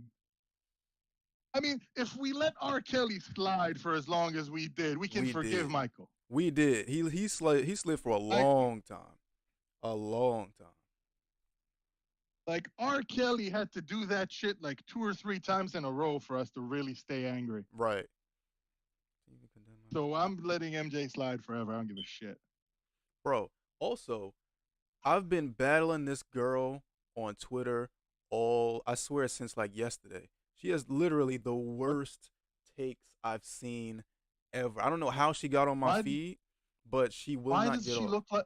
But hold on. Why does she look like Taylor Swift from Wish.com? Oh, she does. Discount Taylor Swift.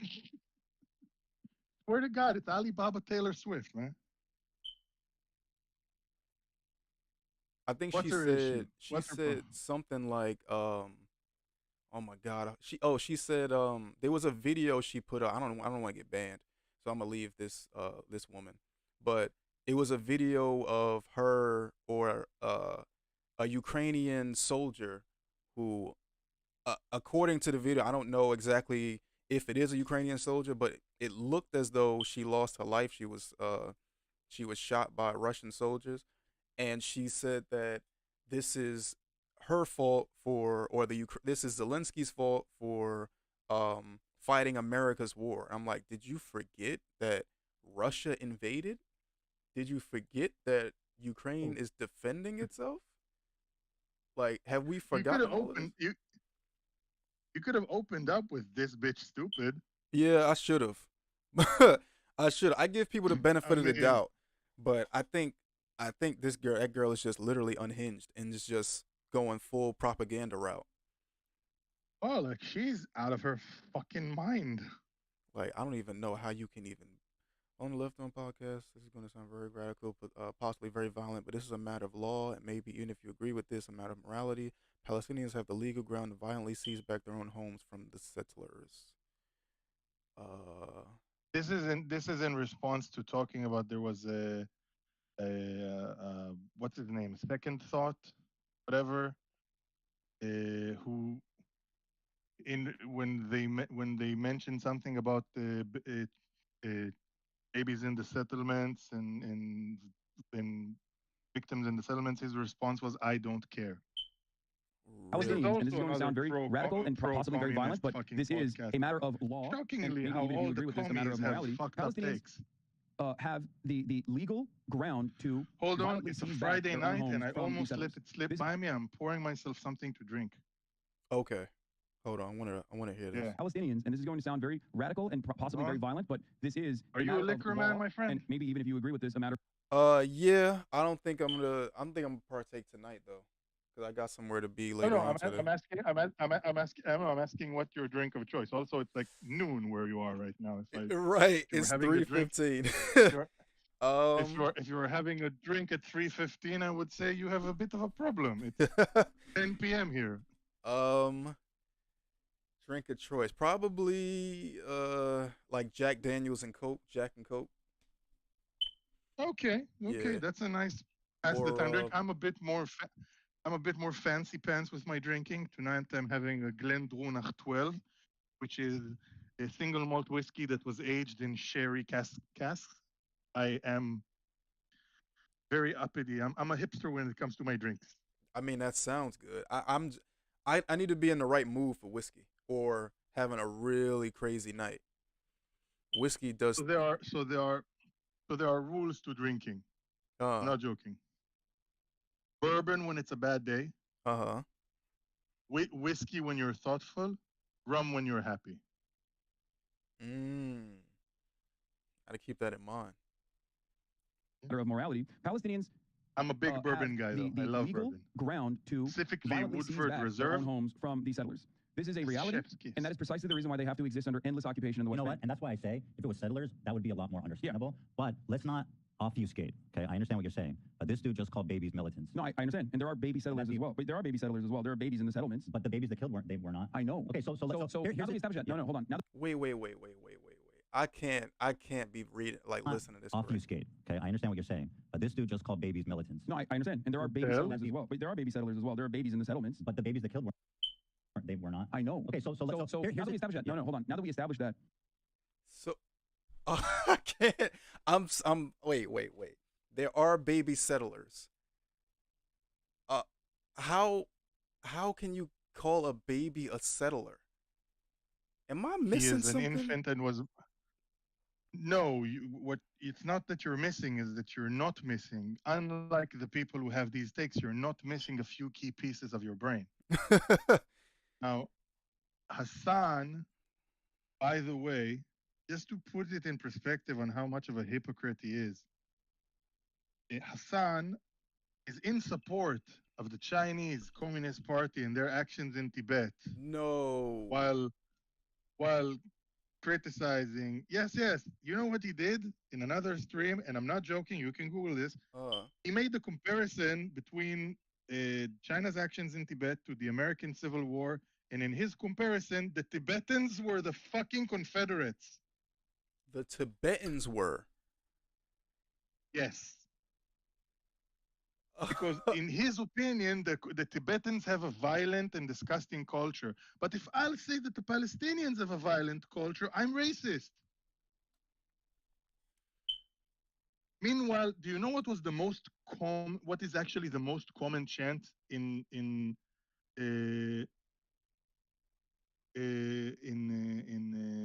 in Palestinian protests, like in Palestine?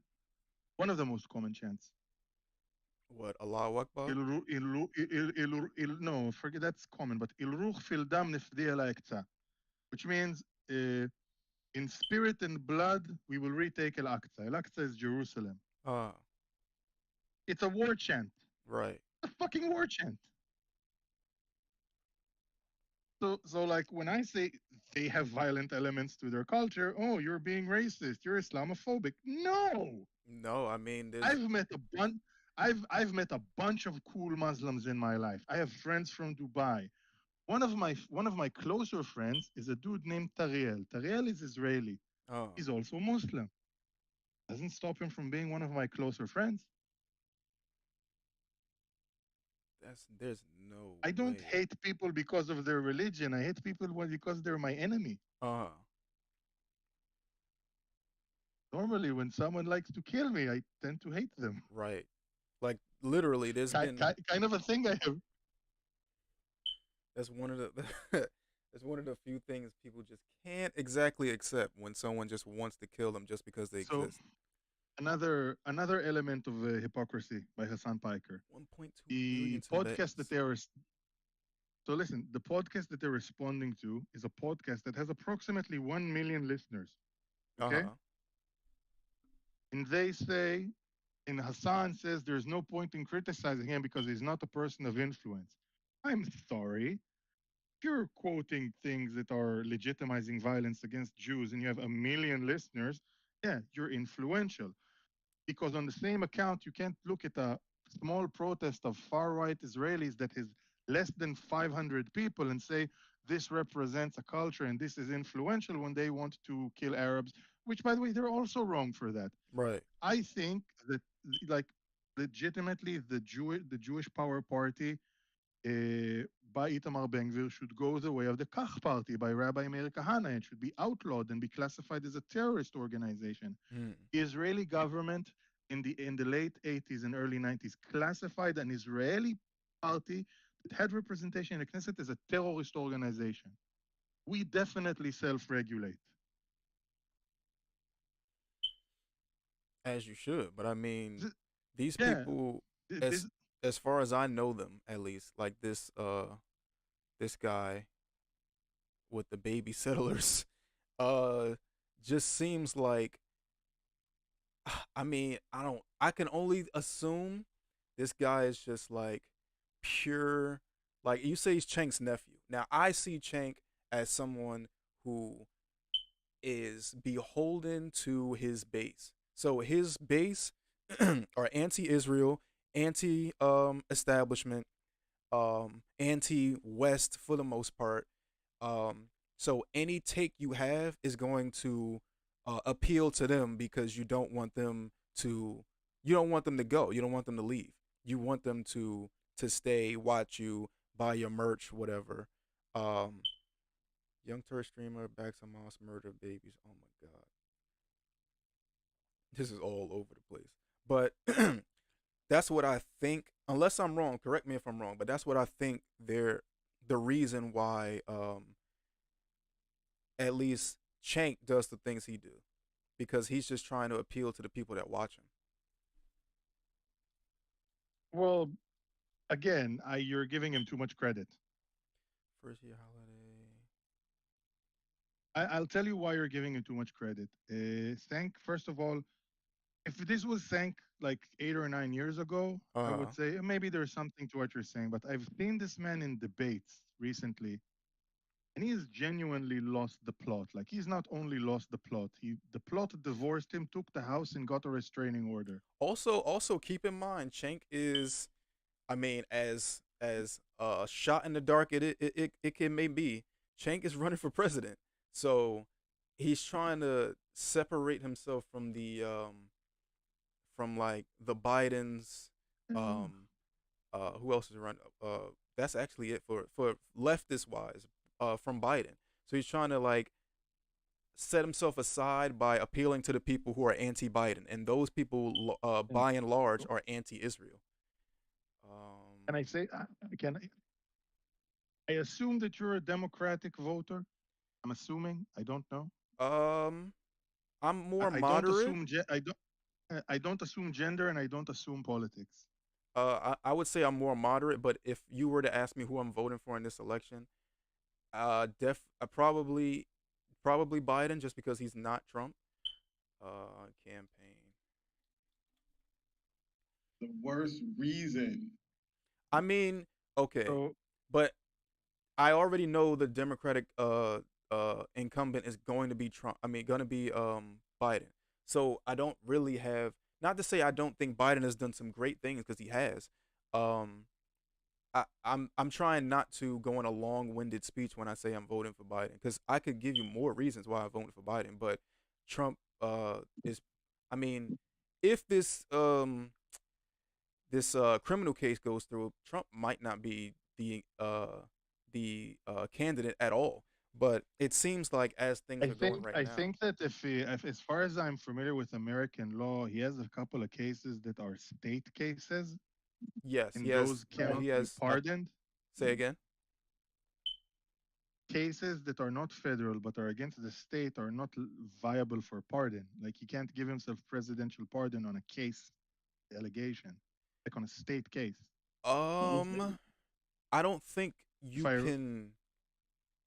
I don't. As That's a far good as I point. know, I don't think you can bring. I don't think you can bring charges against a sitting president, and by then he would have the potential to pardon himself, right? No, but those charges are already filed. Like this is an ongoing case in court, which is with the state.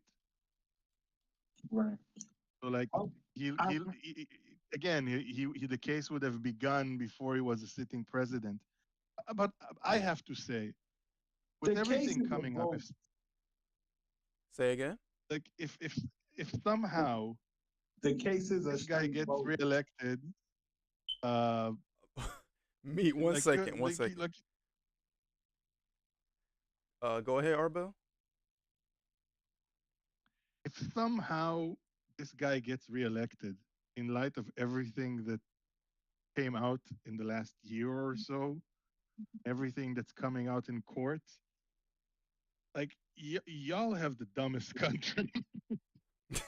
Wait, God. wait. Who should not be reelected? Who has more things coming out in this past year?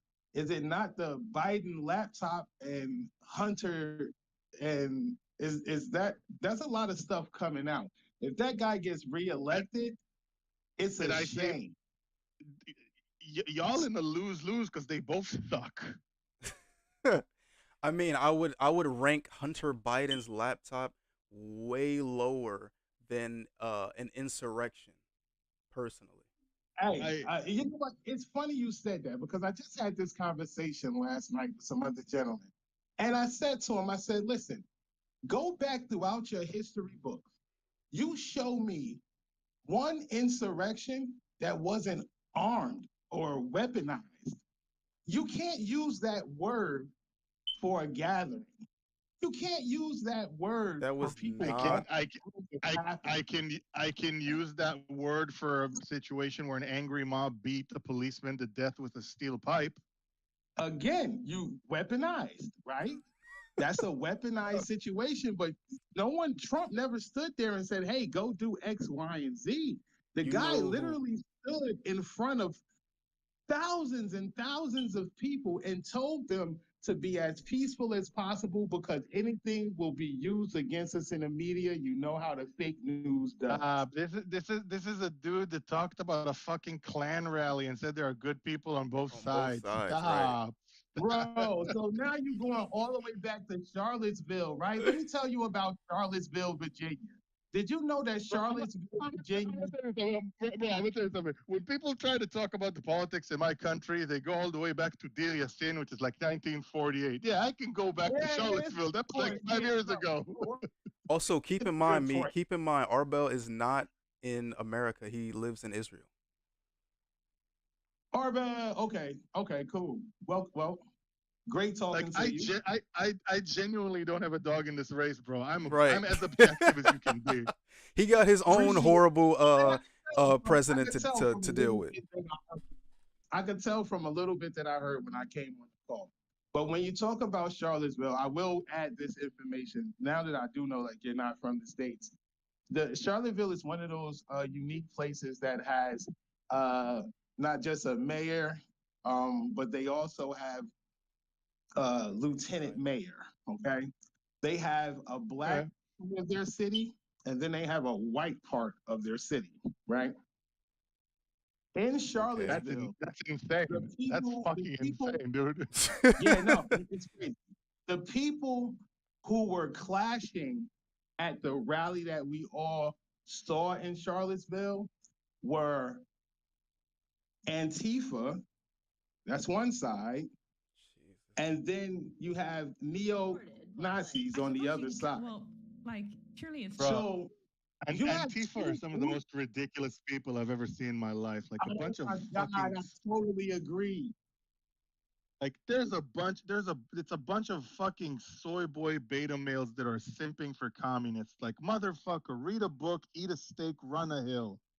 Oh my God. Oh, you're a friend. No, I get it.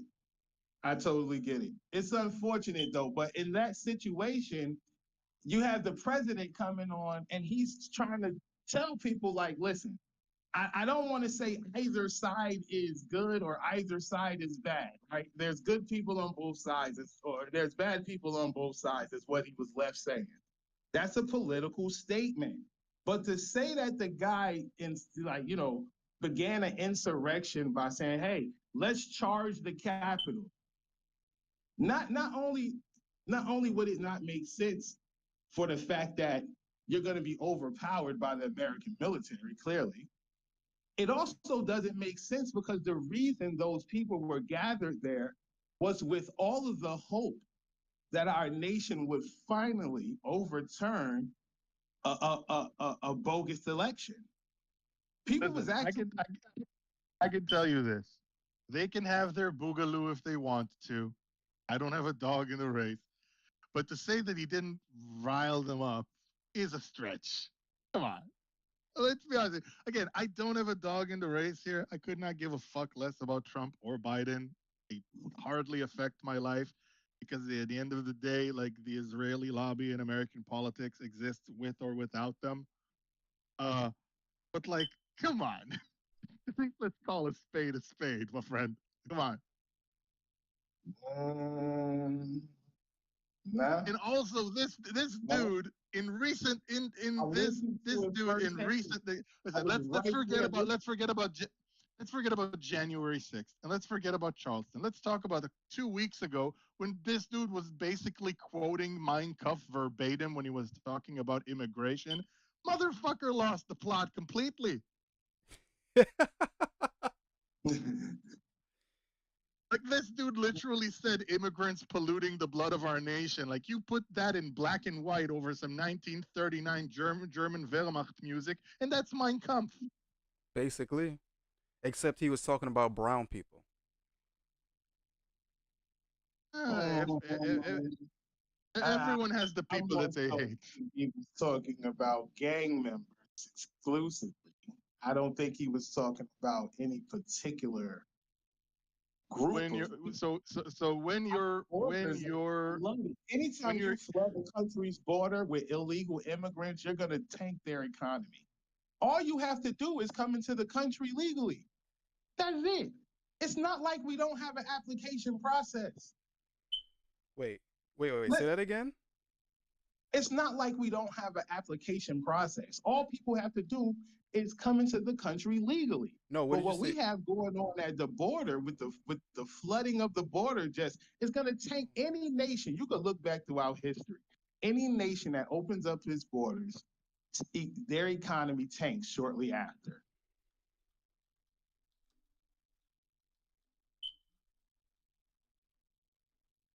Hold on 1 second. I got a text from Fine Honey. Give me a second. From a Fine Honey. I'm pretty sure it's Friday night. Yeah, handle your business.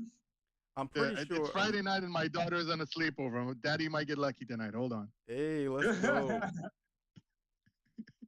I'm pretty sure.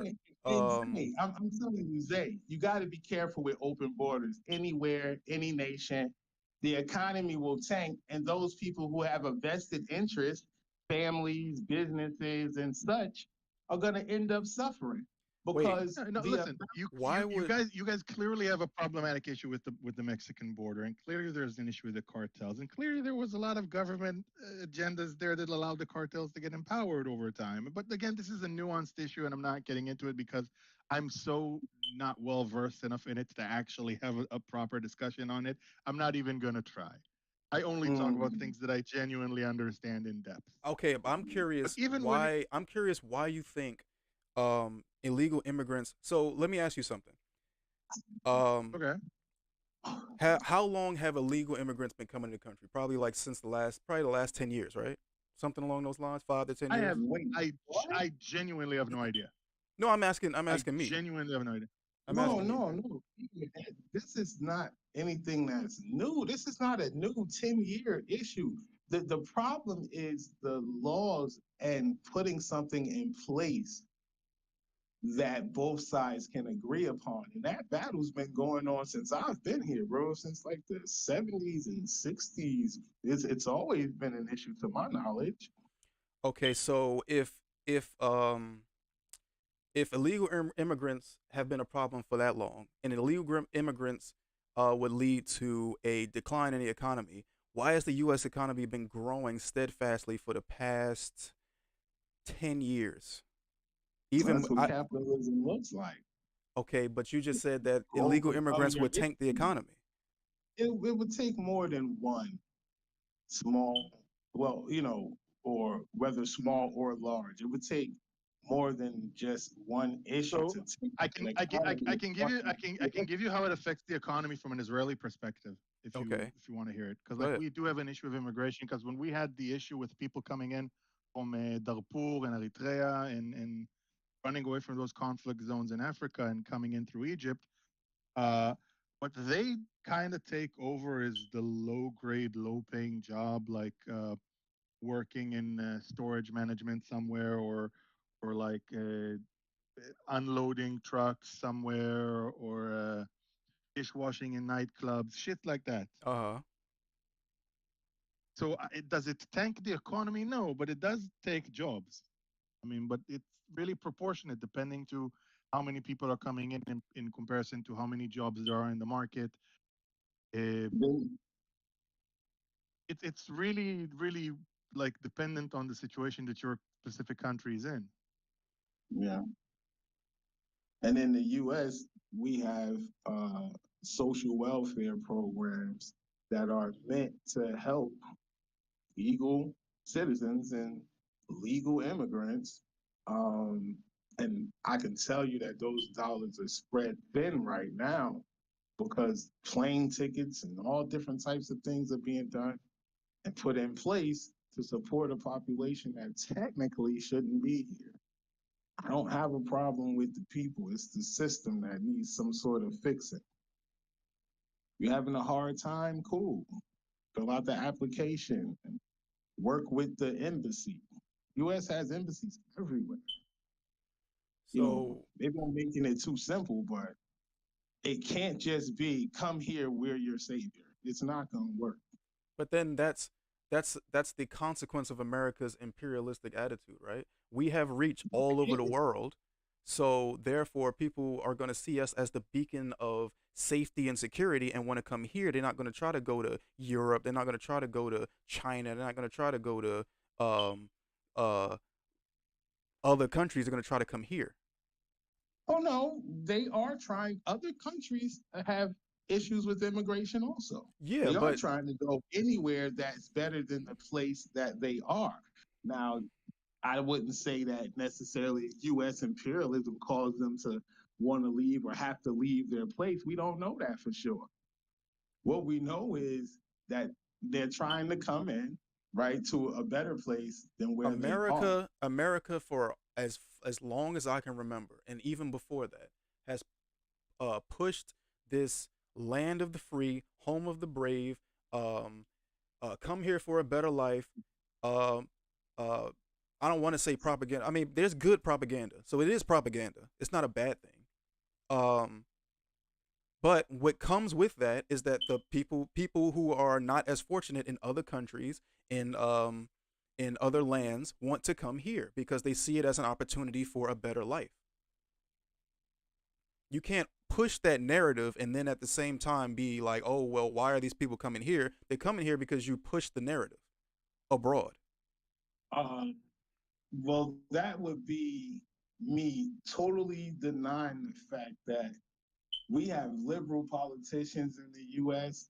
who are encouraging people to come here, right? Because they know that if you come here and we also make it so that you don't need ID to vote, then you're indebted. You know, you might feel like you need to vote for me because I helped you get here.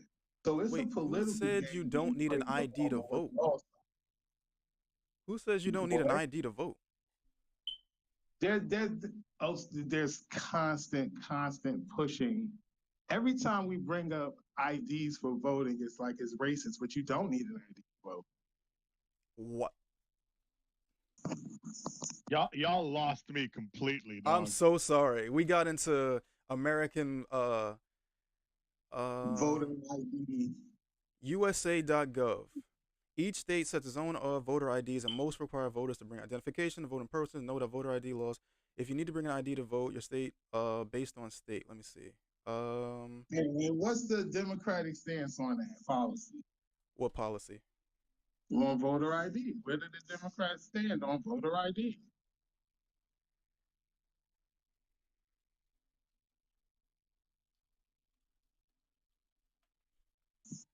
Um, Because it's something that conservatives are constantly pushing for stricter ID laws. Democrats are pushing for no ID. It's all over Georgia, Florida, and Hawaii. So why would they be doing? Okay, so 36 states have laws requesting or requiring voters to show some form of identification. The remaining 14 states and DC use other methods, most frequently other identifying information Signature. required at the polling Signature. place, such as signature is checked against Yeah. information on file. Yeah, signature, and that's it. Well, yeah, it's checked against information on file. So I'm sure you have to Look when at you the polls. The information on file is your previous signature, and they cannot turn you no, the away. information on file. I'm almost Your 100% address, sure when you proof of file everything, when you file address. to when you file to be able to vote, they check that information based on they On what? on your information you file when you file to vote. When you Right. make your Your voter application registration. your voter registration.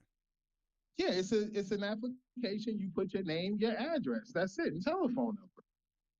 So Right. the address might be used to say, hey, this is your polling station. But yeah, that's about it. Yeah, so you still need Well, identification. Like you can't Can I, be in can I a add something? yeah, go ahead. Can I All add right, something let off me give you topic? an example. I've walked into a voter registration poll with no identification, told them my name. They turned the screen around and said, is this you? I said yes. And I proceeded to vote. I did not show them anything. Okay, I did so not properly, there was no need for me because in New Jersey, there's no need for it. You don't need to show identification at the poll. Like I didn't have to show my license and they didn't have to match my license to my address on file. That's not the law here. okay, did you have to provide I mean, you said you provided your name, right? Yes. Did they check that name and have you sign anything? Right. Once there was a signature. That's what I'm saying. It was a signature check. Right. So that's your identification. Oh, okay. If you think that that's worthy, I don't think so. So you think that so what's the let's say in a evil unidealistic world, what's the worst that can happen? You think people are going to vote twice? I think that people might vote multiple times. I think that people might go to different polling stations and vote. All But things that have been everyone has one documented polling as station though. Everyone this has stuff one everyone has one polling station. And when you go to that polling station, which you can't go to any other polling station, they ask you for depending your on name. what you're voting for. Because if it's a school board, you could go anywhere within that district, and you Say could go multiple times. say that again. If it's school board, you can go anywhere within that district and vote, and you can vote multiple times. Okay, so let's say So that it depends on what you're running for. But local politics, a lot of times, there's only 2 or 3 stations, and depending on what it is that you're voting for, you can vote in wherever you stop off at, as long as you are within that district. hmm, hold on. That's not what I was looking for.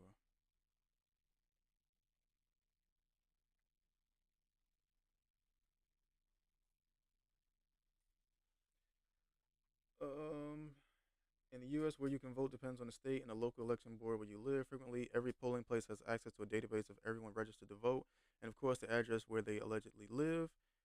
Frequently, a polling place of the same election board is able to have you cast a ballot from polling places other than your home polling place. Almost never is this possible outside of the jurisdiction of your local election board. This is because the people on the ballot for most of the offices are totally different. Often, when this is case, when this is cast as provisional ballots that must be shipped and counted separately. Oftentimes, the real voter does not understand that his registration is no longer valid because the ID he presented and address he verbally gave has no relationship to where he is registered to vote. I don't think this is what I'm looking for either. So basically, you're alleging that people will vote multiple times for one candidate.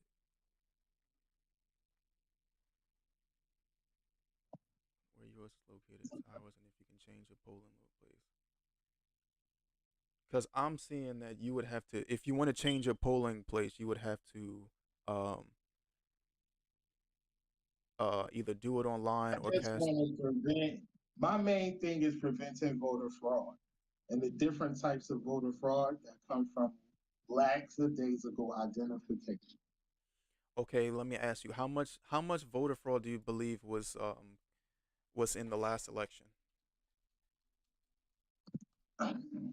It shouldn't have been any. I'll go with that.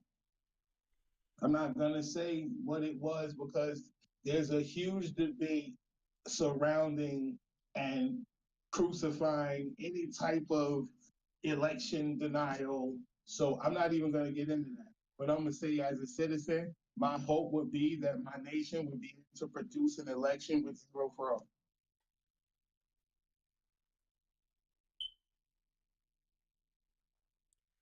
I mean, regardless of any voter fraud, I mean, regardless, let's say let's say there is at Regardless of voter fraud, let's say, because I don't think there is any voter fraud, but you're saying that there is, and I can't debunk it because I can't find anything. Uh, Proven instances of voter fraud 14,090, criminal convictions, civil penalties, official finding, a judicial finding, diversion pardoning. Um, let's see. So apparently there is at least, this was 2022, judicial so finding. like the main argument that the liberals make is that people are disenfranchised if they have to have IDs, right? Uh huh. They say that, you know, low income people, minorities, and students, these people might not have the required forms of identification. You tell me who doesn't have ID in the U.S. Who doesn't have a what? Identification in the U.S. Because you could go an illegal immigrant could go to the DMV and get a driver's license by just asking for it and filling out the form. So if that's the case, I don't understand what's so hard about just IDing people at the voting booths.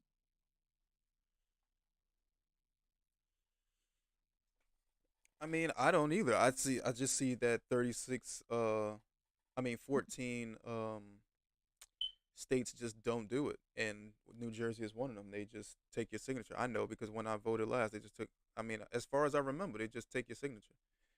Um, but So I'm you was also in seeing that there my is an own way. there is vote there's been voter fraud in every election I'm seeing. At least like a minute amount. But even if we account for the voter fraud in 2020, which I'm seeing, um, that's New Jersey. Even if we account for the proven instances of voter fraud, which is 14,000, 15,000 if you want to round it up.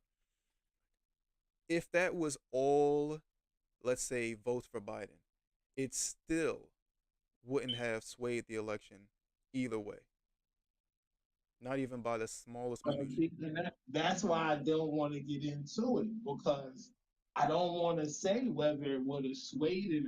I just want to reduce it or stop it. And if having stricter identification laws so that only eligible voters are able to vote, But from it what I'm solves the seeing, that's problem. not from what I'm seeing, that's not the main issue here. Like there's been there's been cases of voter fraud, but it's not due to illegal immigrants. It's due to like people sending in multiple ballots or casting in absentee ballots for people that are which they Right. can't do. Like um I'm not seeing it based on illegal immigrants. False registrations, fraudulent use of absentee ballots, duplicate voting, a lot of duplicate voting. Um, Charged by the state with one account of election voting by an unqualified voter and one count of false swearing after registering voting in the 2020. He was ineligible as a felon. Ineligible voting, but um, these are felons. This guy convicted for sexual battery, convicted felon, 20 felony cases. Like these are felons. These aren't people that are illegal Jesus immigrants. Christ. How do you get 20 felony cases? 20, hold on, let me go back to it. 20, Like, where is it? Yeah. No, it's 12 felony. are those are those 12, well, hold on, are those 12 charges or 12 convictions? Because like, don't you have like a third strike you're out rule type of shit? Um, Apparently not. He has 12 felonies and 30 misdemeanor convictions. So these are convictions. So he was convicted on all of these. He pleaded not nolo contendere, which is treated as a guilty plea. Nolo contendere. Which means the defendant does not accept or deny responsibility for the charges, but waives the right to a trial and agrees to accept the penalty. So basically, um, he essentially like pleaded the fifth in some. He just said, "I won't accept or deny responsibility, but I don't want to have a trial for this. Let's just keep it pushing."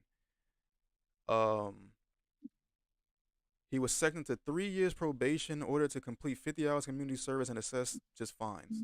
I don't. I, I don't know. Like these are all felons. False registration, fraudulent use of absentee ballots. Yep, sex offender. These are all felons. None of these people are, as far as I see, um, type of fraud. And yeah, none of these people are like what do you say? Immigrants, illegal immigrants, voting. Plus, what's the thing that people hate doing the most or don't do the most, especially if you're a young person? Vote. You think these illegal immigrants come across the country to vote in American in American When you political have races? Democratic politicians sponsoring the buses and you know helping them with different entitlement programs and getting them money and housing and stuff like that, it's pandering to them, bro.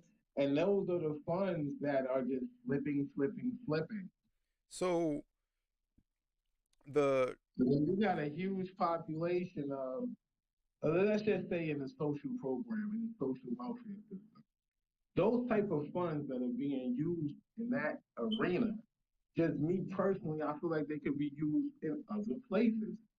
there's a gap in mental health between the ages of like 18 to 24, where these kids are just in the street robbing people and just going crazy.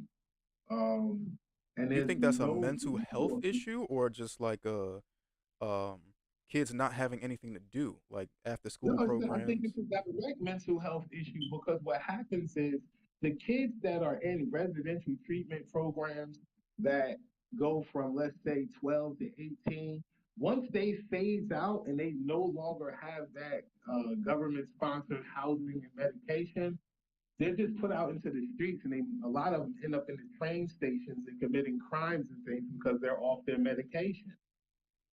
There's no continuance of support because let's just be clear, people would much rather help children than they would adults.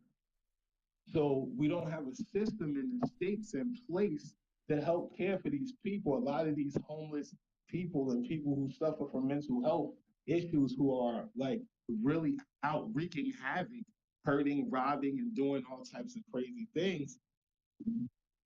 Even our police forces are overwhelmed. If you speak to a local police officer, they'll tell you that 85, 90% of their calls are mental health stuff. They're left to deal with it. Okay, let me So I this feel is like my it's a common this is my misappropriation of funds. Just to tie it all back, I uh-huh. feel like it's just a misappropriation of funds and a waste of time. When Hold we on, hold on, all hold on. Can I take it off topic a second? Because I wanted to add something earlier. Wait, one second, one sure. second, one second, one second, one second. Here's my common pushback to the reallocation of funds argument. Why can't you do both? America is the most wealthy, rich, powerful country on the planet.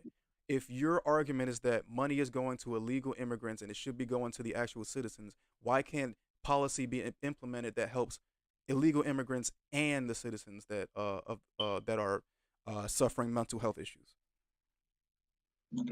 I'll tell you why. It's because when legislation is brought up by Democrats to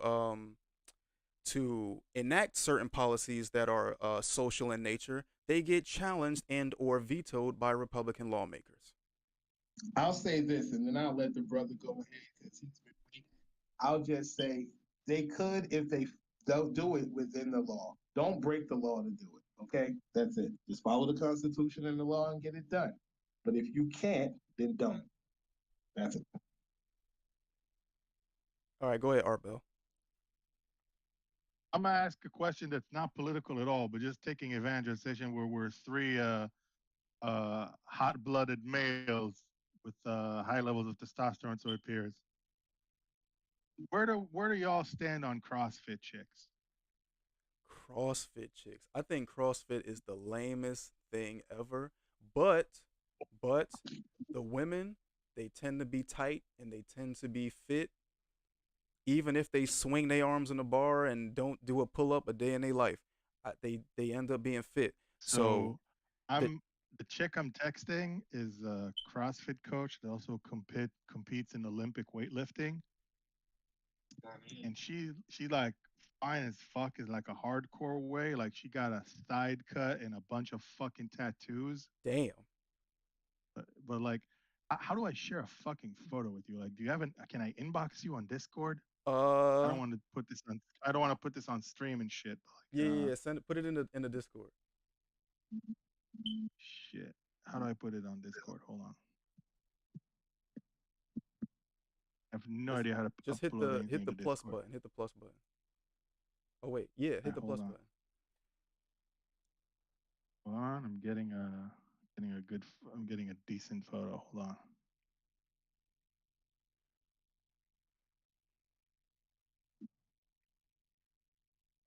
Dun, dun, dun. Wait, why is this not working?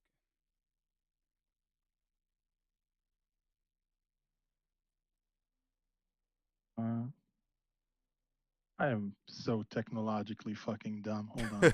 I'll fix this. I'll fix this. I was just thinking, bro, you gotta help me put a profile picture up here.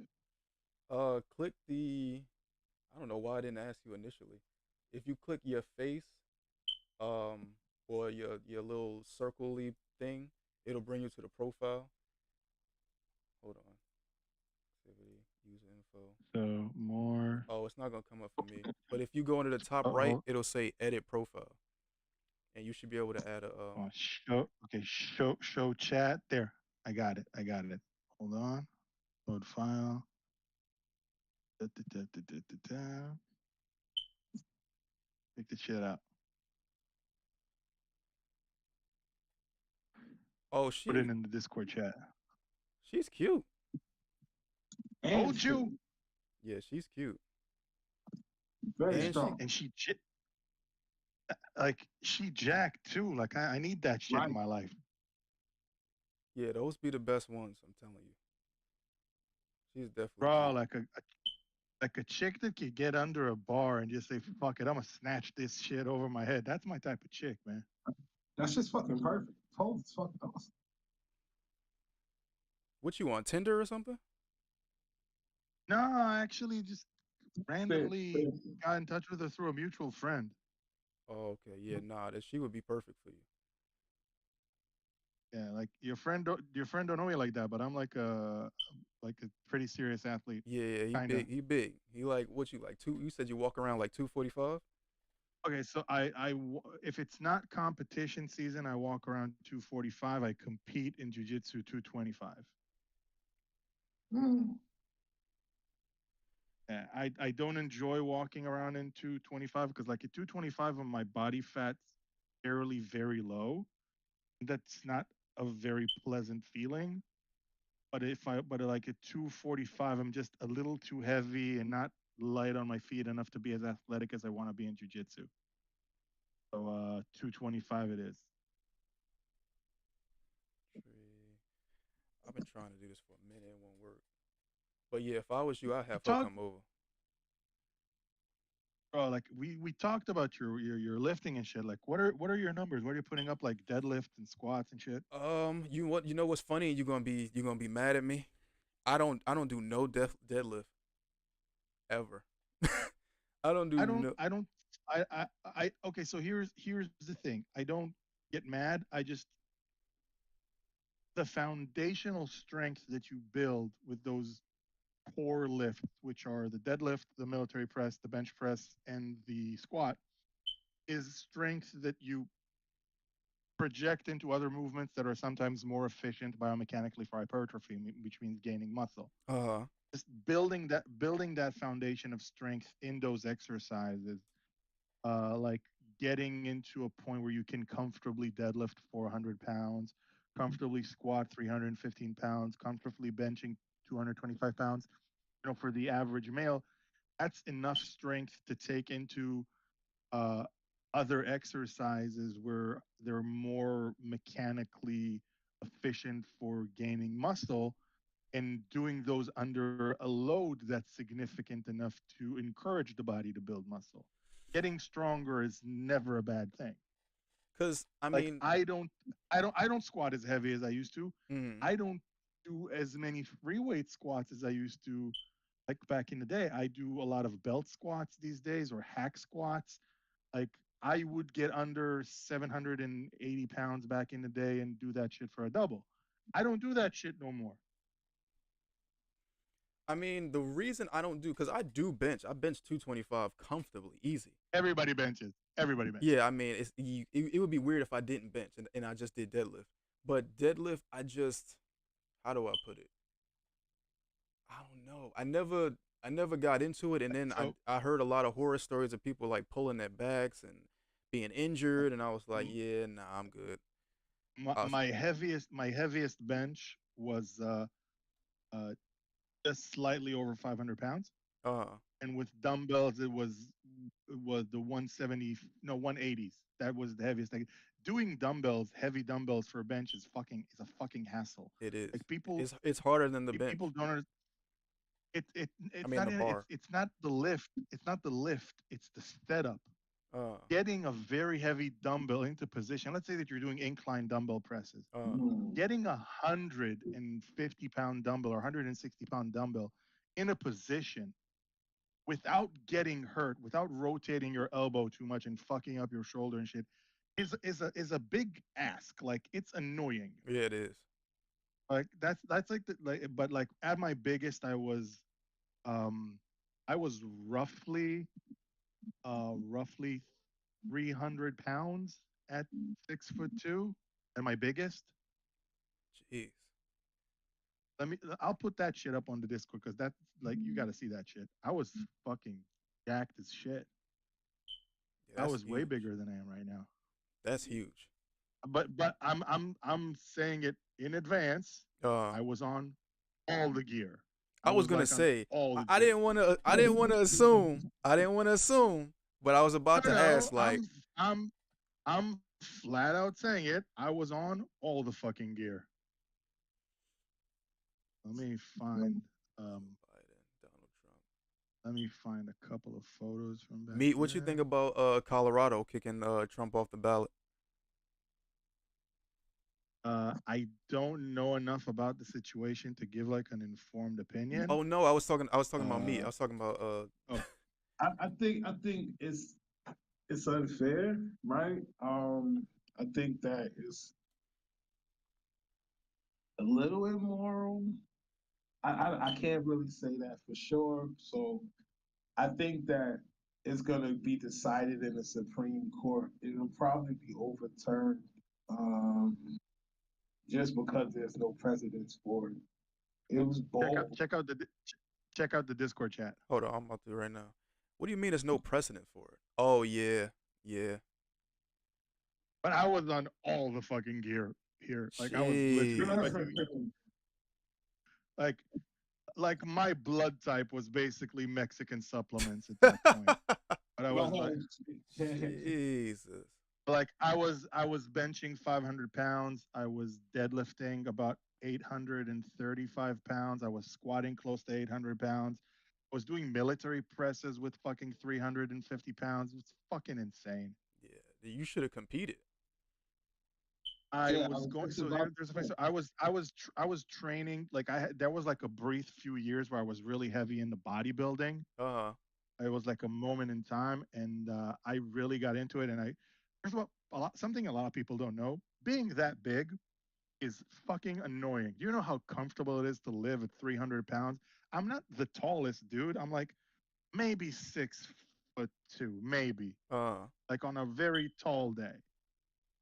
So like that's not the biggest of dudes. So being 300 pounds at 6'2" is fucking uncomfortable. You know what's hard to do when you're 300 pounds?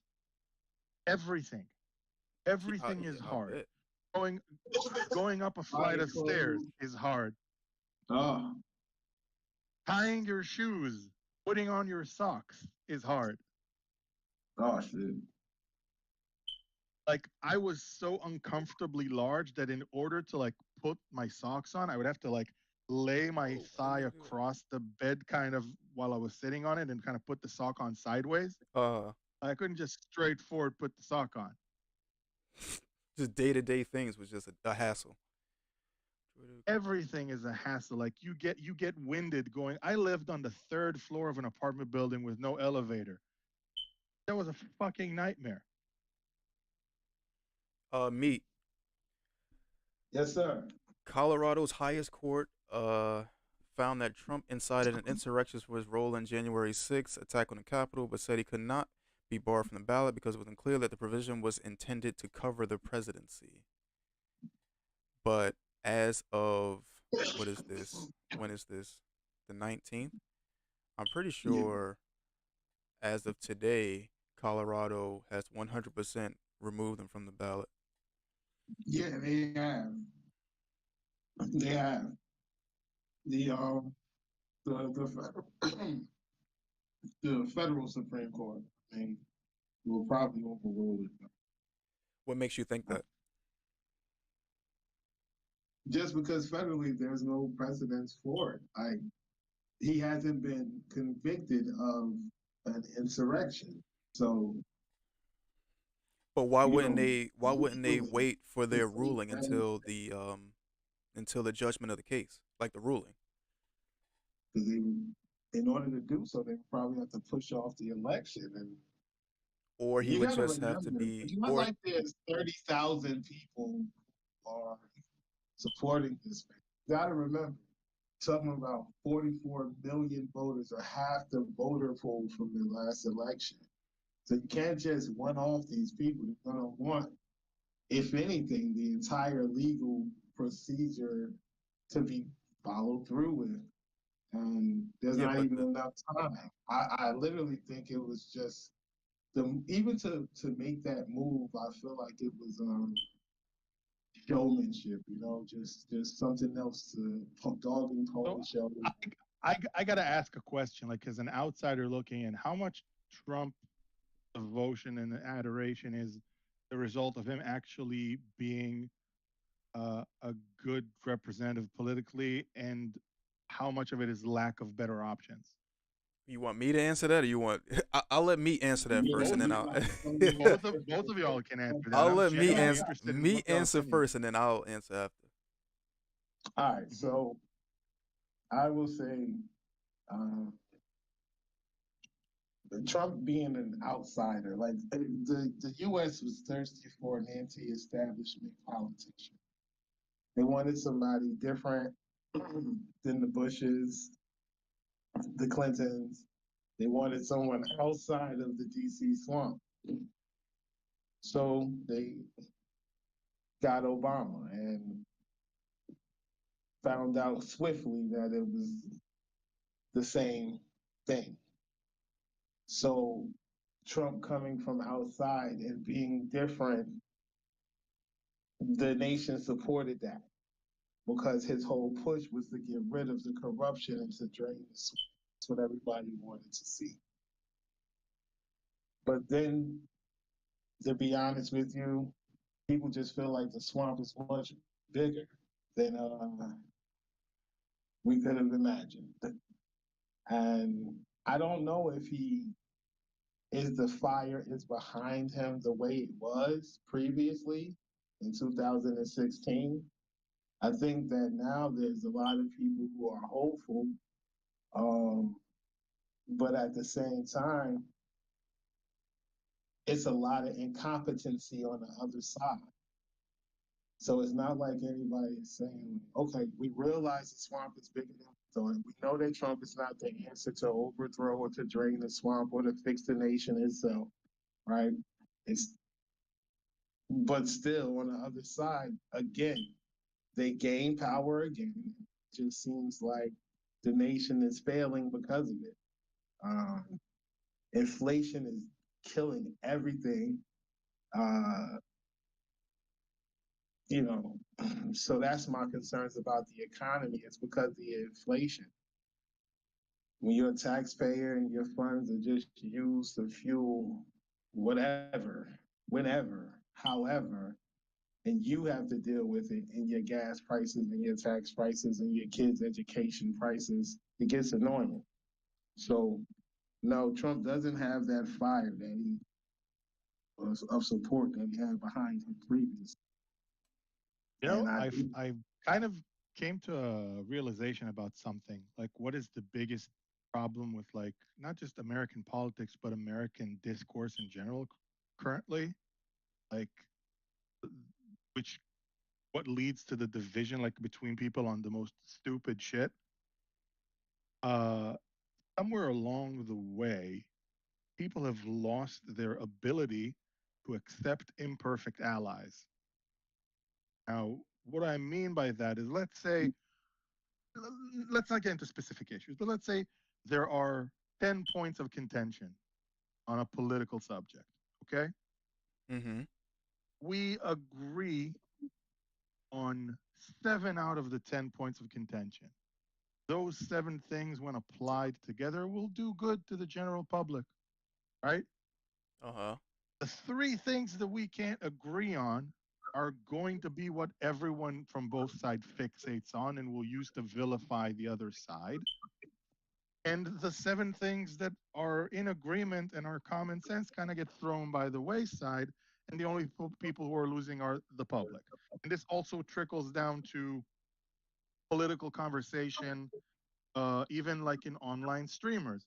Someone is left but not leftist enough, he's going to get fucking crucified from both Both from sides, yeah. both sides. Because like the it's so stupid. How about we do the things that we agree on first and then argue? It's so stupid. I agree with you, but I feel like an even greater detriment to political discourse and even political policy making is the need to vilify the other side. So if and not just vilify, but to remove uh an entire the other viewpoint. Say I'm Democrat, to remove like the Republican viewpoint, or if say you're Republican, the Democrat viewpoint from media and from the conversation. So like Oh yeah, if you go to like cancel culture is a fucking cancel culture is a plague on this earth, man. yeah, like I don't mind talking like me is 100% conservative. I don't mind having a conversation about his viewpoints even though I don't agree with them, but uh and I would never want him to never be able to give his viewpoint at all just because I'm more center left or more left. Like I want to be able to Right? have No. these conversations because I feel But like I feel like what I hate as is somebody who like I don't think like his viewpoints may be different than mine, but I don't think it's coming from a place of malice. I think it's just a completely different viewpoint, and I want to see like um where we diverge and how you came to your viewpoint, and if we can have a middle ground, have a discussion. I would never just say, "Oh well, he should never be able to talk." and the thing is that any opinion that you have automatically gets flipped on its head and weaponized against you if you show even the slightest case of nuance. Right? Like even Like with if you want to say, yeah, like if I'll say I have an issue with fundamentalist Islamist factions who are violent, people say, "Oh, you're Islamophobic." right, No, I have an issue with like the same reason why I would have an issue with, let's say, Westboro Baptist Church, right, who are fucking nuts. Like right. I have an issue with people who are fucking nuts. Yeah. And or even you take it into more like social issues. Like I'm in a very unique position. But let's say let's take for example something that's really contentious. Let's say trans athletes, right? Uh huh. I'm on the opinion that it's a case by case issue because there's too many variables. I'm not against trans athletes participating. I'm not 100% for. Like there is a gray zone there that needs to be addressed because it depends on when someone transitioned and how they transitioned and what's the sport we're talking about. Like that's a discussion that needs to be had in depth. Right. But automatically, the moment that you say that that's a discussion that needs to be had, now you're transphobic, Now you're transphobic. Yeah. and that's in, And and that's insane. you don't want trans people in to join certain sports, and you're anti-trans, and you're just like But here's the thing. Let's take an example. If someone transitioned fairly early in life, and it's let's say a non-contact sport, fuck it, compete. I don't care. Enjoy. uh But do you remember there was a transgender MMA fighter who transitioned very late in life. Like this was a very I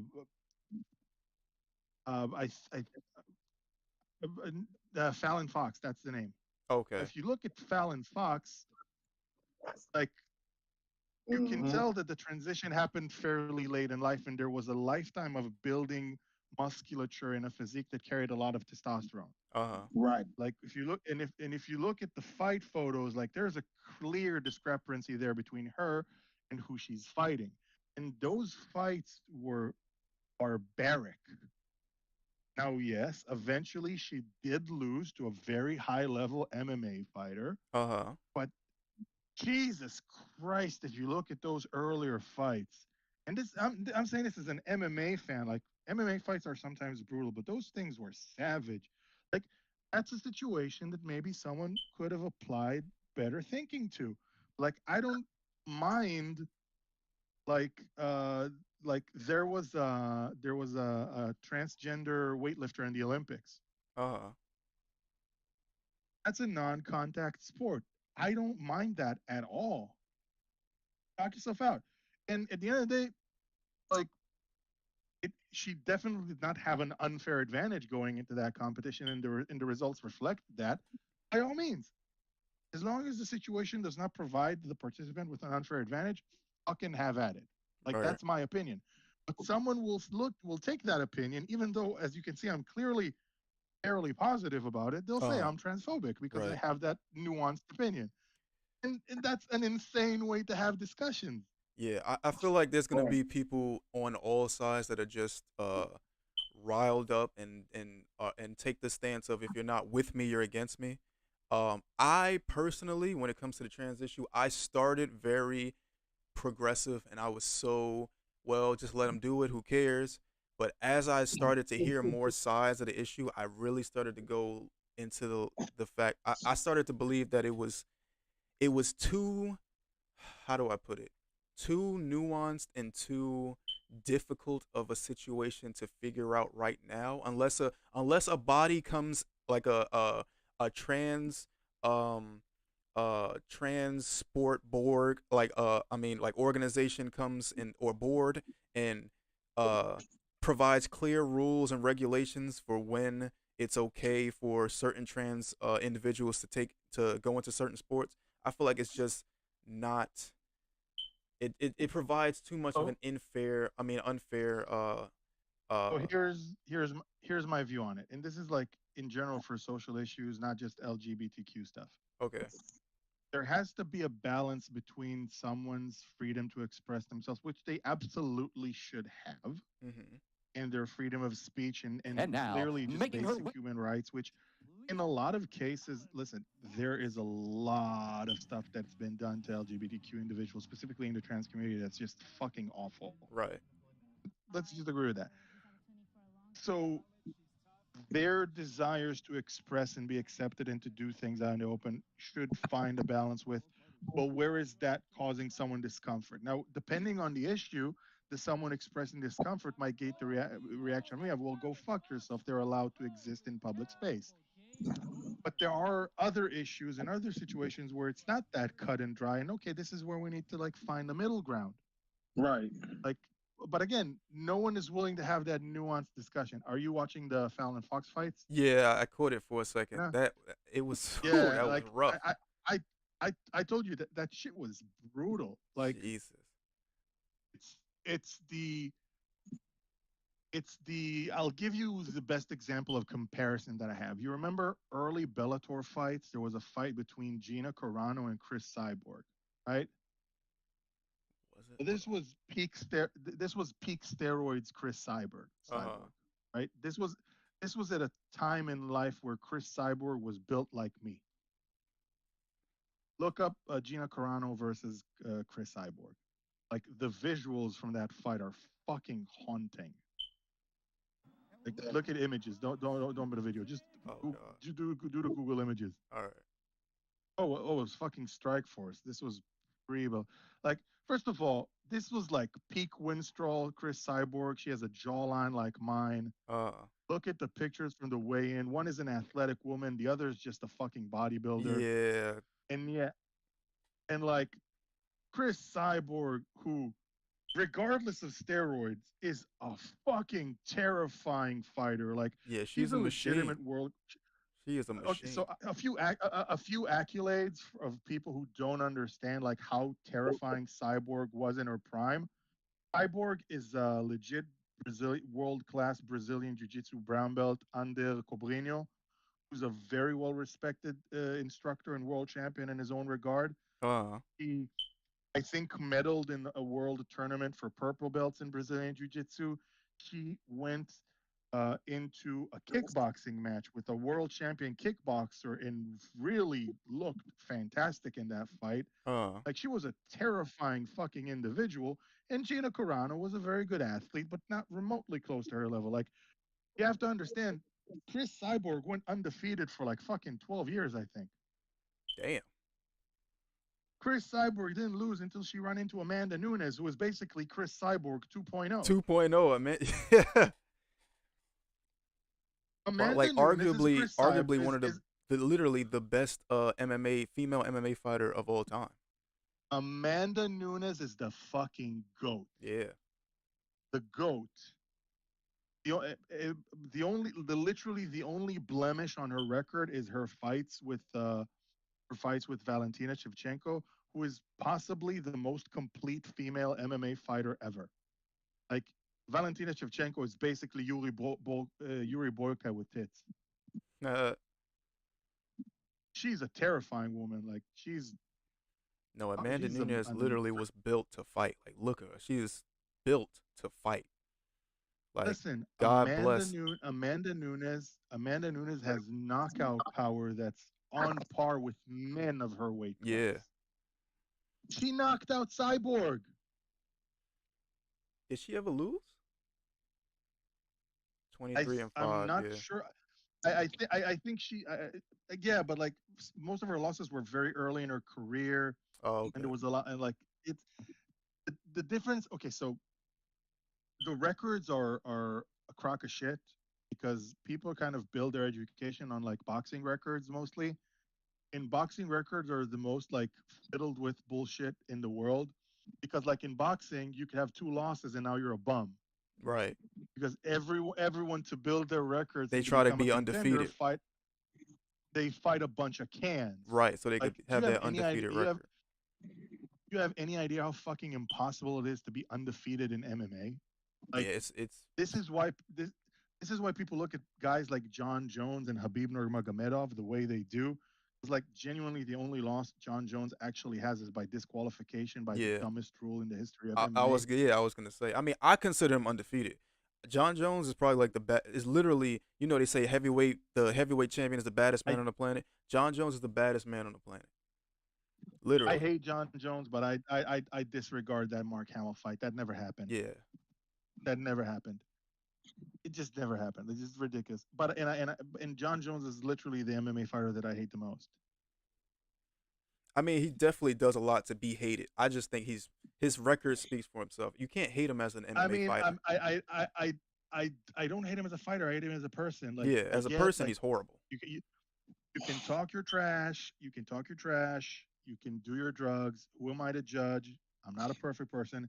But you lose me at domestic violence, dog. When you're at a point where your own daughter calls the police on you, go fuck yourself. Yeah, bro. Like, Did you see Jermell Charlo was like bragging about beating his wife? This was just recently. I think it was yesterday. Yeah, he was like saying like, say again. What did he like? Can you please repeat what you just said? Because it didn't compute in my brain. Jamal Charlo, the guy that got the boxer that got beat up by Canelo, champion, was bragging about beating his wife recently. I think it was like yesterday. We need to go back to drawing and quartering people. Like, what the actual fuck? Like, Arrested and what text in for the actual misdemeanor. fuck? Yeah, she filed a divorce and temporary restraining order. And he literally was on not on camera, but it was audio of him saying like bragging about beating her up. That's insane. I'll tell you a story. I dated like this insane fucking super aggressive bipolar chick when I was in my early 20s. Right? One night I come home, she's like knee deep into a ball and a half of white wine. Clearly off her rocker. And she tried to stab me with a steak knife. Jesus. And I let her fucking stab me in the forearms, and so I could kind of hold her down and calm her down. But like, even in that situation, I couldn't fucking raise a hand on a fucking woman. Like, how you go about bragging that you're beating up your fucking wife? Like, what the fuck, man? Yeah, no, this guy, and they've been married for a minute too. I don't know what. Hold on, let me see if I can pull it up. Fuck it. Feed this dude to Francis Ngannou. I hope he dies in the ring. Francis Ngannou. Oh, also, Francis Ngannou was 100% robbed by Tyson Fury. Jay, you say this off the rip. 100%. Also, Francis Ngannou is a sweetheart of a human being. A buddy of mine, Nathaniel Parisi, trained. A buddy of mine trained with him in France. He's a really sweet dude. Hold on, I got the audio right here. Let me say this off the rip. Change your mind. Change your mind. I'm gonna listen. What I'm really saying is, she played big tough girl, But she pussy.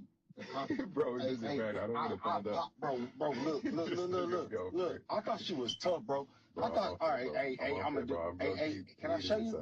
I hit that bitch like this. Fly in the eye, socked her in the eye, big, swole, purple, can't open. That bitch called the cops on me, like a woman, like a regular woman.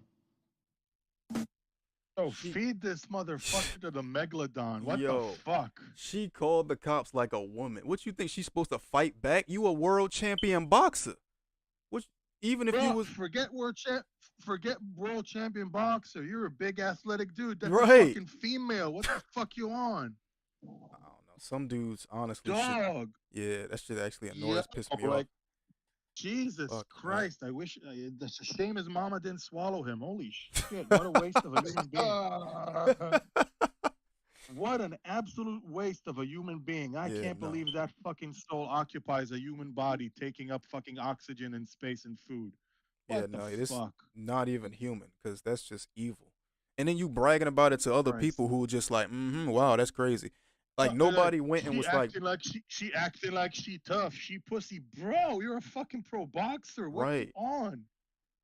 She called the cops. I would too. Yeah. You literally got registered weapons. Your hands are registered weapons. You might as well hit her with your pistol. Oh, you a world champion boxer. If you're stepping to me like you're looking for trouble, I'ma just straight up shoot you. I ain't throwing hands. Fuck is wrong with you? Right. Like, and I'm a competitive fighter, but I'm not throwing hands with this dude. Was he fucking nuts? I want to see what Cenk and is. I hate to give him credit because I think he's a despicable human being. But fucking Sean Strickland, dude tries to rob his shit. He doesn't go out and throw hands. He goes out with a gun. With even a gun, though he's a fucking world champion MMA fighter. John Jones chased after a dude with a fucking shotgun. I remember that video. But it doesn't matter how powerful you are, how much skill you got in MMA. Somebody could literally just end your life with a gun. Oh, I got that gun permit for a fucking reason. I'm like, no, I'm not out in the wild throwing hands with random people. Like, the fuck is wrong with you? Right.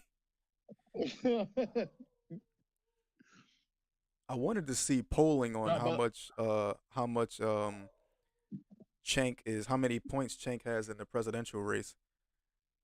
I swear, if I don't think anyone in his right mind will vote for him. Like, that's the thing about like the Democrat Party. Like, they genuinely have no one of substance and sanity that runs for any office. Like, what do you got? Fucking AOC. What do you got? Like, she's fucking nuts. She's just liberal. She's just leftist. I mean, here's their I mean, they're like Cenk similarly. I mean, I don't think Cenk is progressive, but they appeal to the people that's going to vote for them. And AOC, and there's a lot of young people, a lot of people in New York. AOC is in New York, who are anti-establishment and pro progressivism and leftism, probably socialist, probably communist. Even though they don't know what socialism or communism even is, and want somebody like she's gonna appeal to them as somebody who's left, like way left, super left, as far left as you can go. Yeah, but she doesn't bring substance to any of the arguments. Like, it's almost like she panders to the youth, and because she has that block, that's her political power, and that's it. She really doesn't engage in anything that moves the needle one way or the other in anything. Like in Congress. I mean, can't you say the same thing about what do they call the Progressive Party? What is that? The Trumpists, as far right as you can go. Yeah, you can. Like they don't add anything. They're only gonna vote. Well, I can't say that about the Trump. Let's say, for instance, like yeah, what would be considered by some rhinos, right? They're gonna always vote the party line, and I think it's the same way on both sides. And she's young. It appears that AOC has been caught up in that, like where she just has to keep towing the party line, and it's a weird thing to see for a young person. You would expect her, if she is, as liberal as she proclaims, then produce a bill or something that says that. I mean, they don't have the power to what is the squad like 5 congresswomen? Like they're not really they have swaying power together because if the Democrats want to push a bill, they're gonna need their votes for more often than not. But like look how far Manchin and Cinema kept Democratic policy from going anywhere, and they're just 2 people.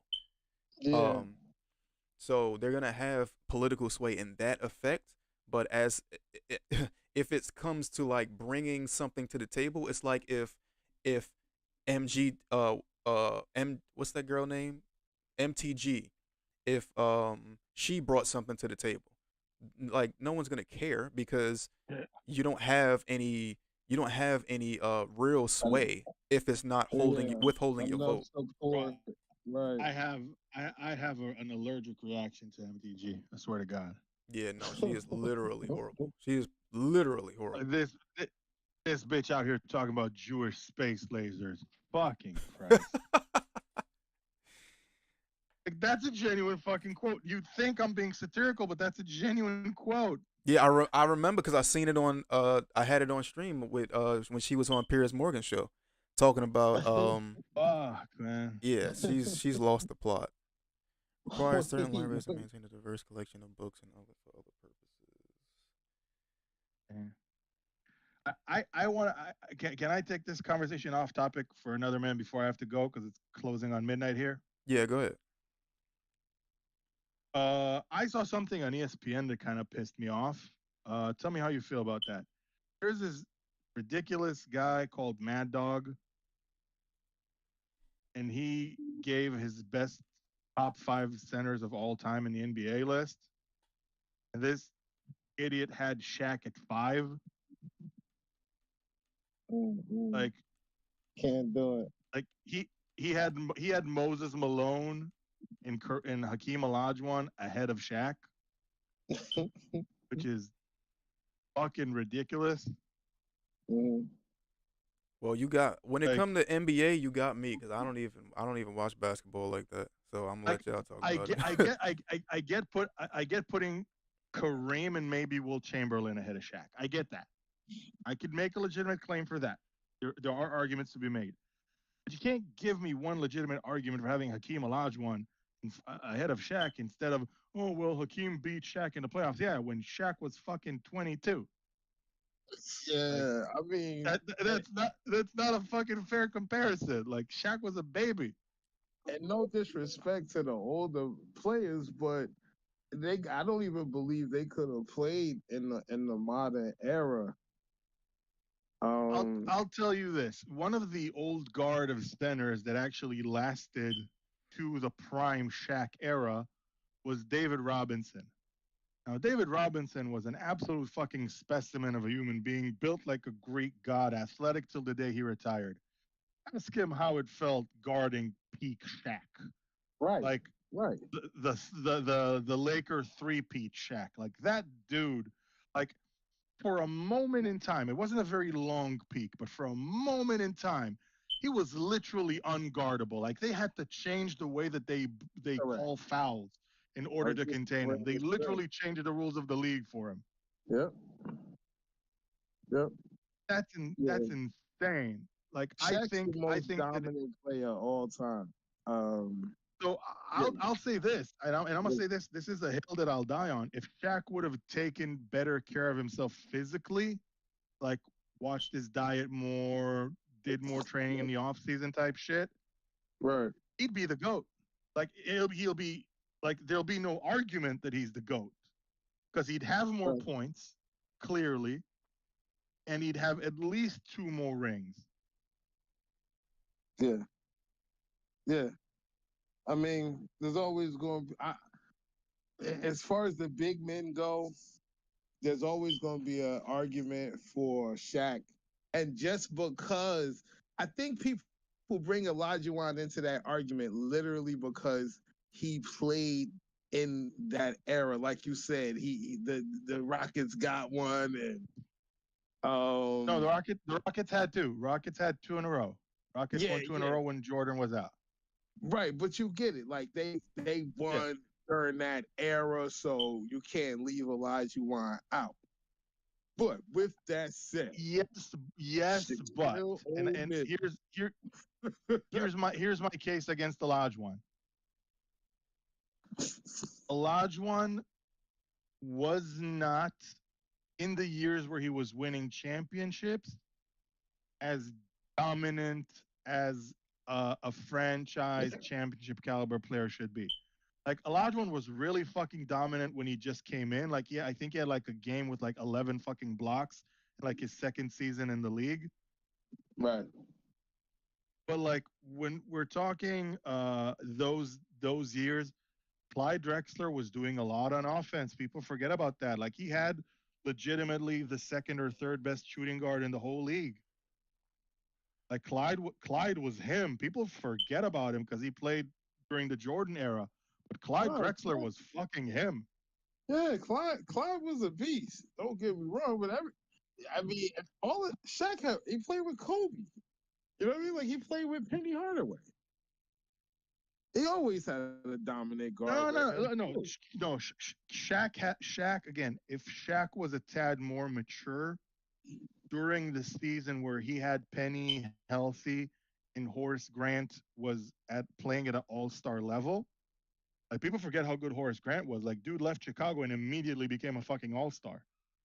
But like Horace Grant during that season, like if Shaq was a tad more mature and a tad more experienced, Orlando would have won a championship that year. But again, he was a fucking baby. It was like his third fucking season in the league. Like now, who else did they have on the list? You said Wilt Chamberlain. Wilt Chamberlain and Kareem ahead of Shaq, which I get. There's an argument to be made for that. He had fucking Moses Malone ahead of Shaq. No disrespect to Moses Malone. I don't know if Moses could make my list at this point. Bro, I have. You want to be? I want to be real with you. I have Moses behind fucking Patrick Ewing on my list of centers. You get it? Okay, people forget how fucking good Patrick Ewing was. It's not 1989. No, Moses had a very limited skill set, and he did very basic things. Couldn't make a jump shot to save his fucking life. Like people forget. That's my argument. That's my argument against Chamberlain, also, though, because my argument against Chamberlain towards the later stage of his career had a very diverse skill set. Like that dude had a sweet fucking fadeaway shot for a 7-footer. So, do you believe you could move him? Hey, hold on. Give me 1 second. All right. Arbel, did you message that girl? Hell yeah. Did she respond yet? Dude, I've been texting her this whole fucking time we're talking. Oh, okay. Like I'm getting it's midnight here. I'm getting off in a couple of minutes to go take a shower, and she's going over for a nightcap. I'm mission accomplished. Less. Yeah, say less. Listen, man. Like I did have like an unfair entryway to this situation. Well, you said she was like we have a friend. We have mutual friends. So yeah. We have mutual friends. So like automatically like the trust factor is already there. Right. Because like you know that while she's texting me, she's asking the mutual friend like, is this dude a creep or not, and like getting answers. Right. No, but she's really sweet. Like this might be a keeper. Oh shit! I'm happy for you. Yeah, I don't judge. Like people have this fucking warped conceptions like, if she comes over right away, then she's not fucking wife material. Bullshit. Like I met my daughter's mom on Tinder, and we were married for 3 years. And the only reason why we fucking broke up is because being married and holding a household is fucking hard. It had It's nothing to do with how we met up or hooked up. right. Shit. I'm seeing Are this. you excited for the Go ahead. Are you excited for the NFL playoffs? You know what? I kind of got away from the NFL after the whole kneeling debacle. I really got to get back into it, Oh but shit. yeah, I stopped for a long time. I stopped. Um, uh, I mean, if I did catch the Super Bowl last year, but I had no Okay. dog in the race. I was just watching it because everybody was watching it. Oh, Um, I was so upset. I was so upset. yo, I had I was money. furious I had because money on the game, and I was it because it went down to the wire. It was like the last, I want to say like 5 minutes bro, or I'm an something Eagles like that. fan. Do you have any idea how upset I was? Look, I was sitting there. I was like, okay. I was like, I'm never betting on on the Super Bowl ever again. Never again. It So was. I have a question because you're enough of a basketball fan to answer this. I'm not a Where basketball Who do fan you at rank all. first? That's me. Oh, you're not a basketball fan at all. Nah, not really. I don't have a team. Nothing. Uh, when he hops back into the chat, I have to ask him something because like I want to see his reply because his reply might be really like to the point or it might be fucking hilarious. There's no in between. When you ask people like to decide on the LeBron Jordan like thing, Oh they either have yeah. a very well they either have a very no matter what their opinion is, they either Uh. have like a very well founded argument to why they think the way they do, Uh. or they completely go off their shit. Like there's no in between. I got a feeling it's gonna be a crazy response, but actually, Bro, if he I hope goes it off, is. I'ma laugh. I'ma just laugh. I got a feeling. I live for triggering people on shit like that because it's the dumbest shit to get upset over. It is. It Like is. I get upset about legitimate shit, like people being fucking anti-Semites and shit. Like Right. that annoys me. Uh. Your opinion on basketball or sports is not going to annoy me. Right.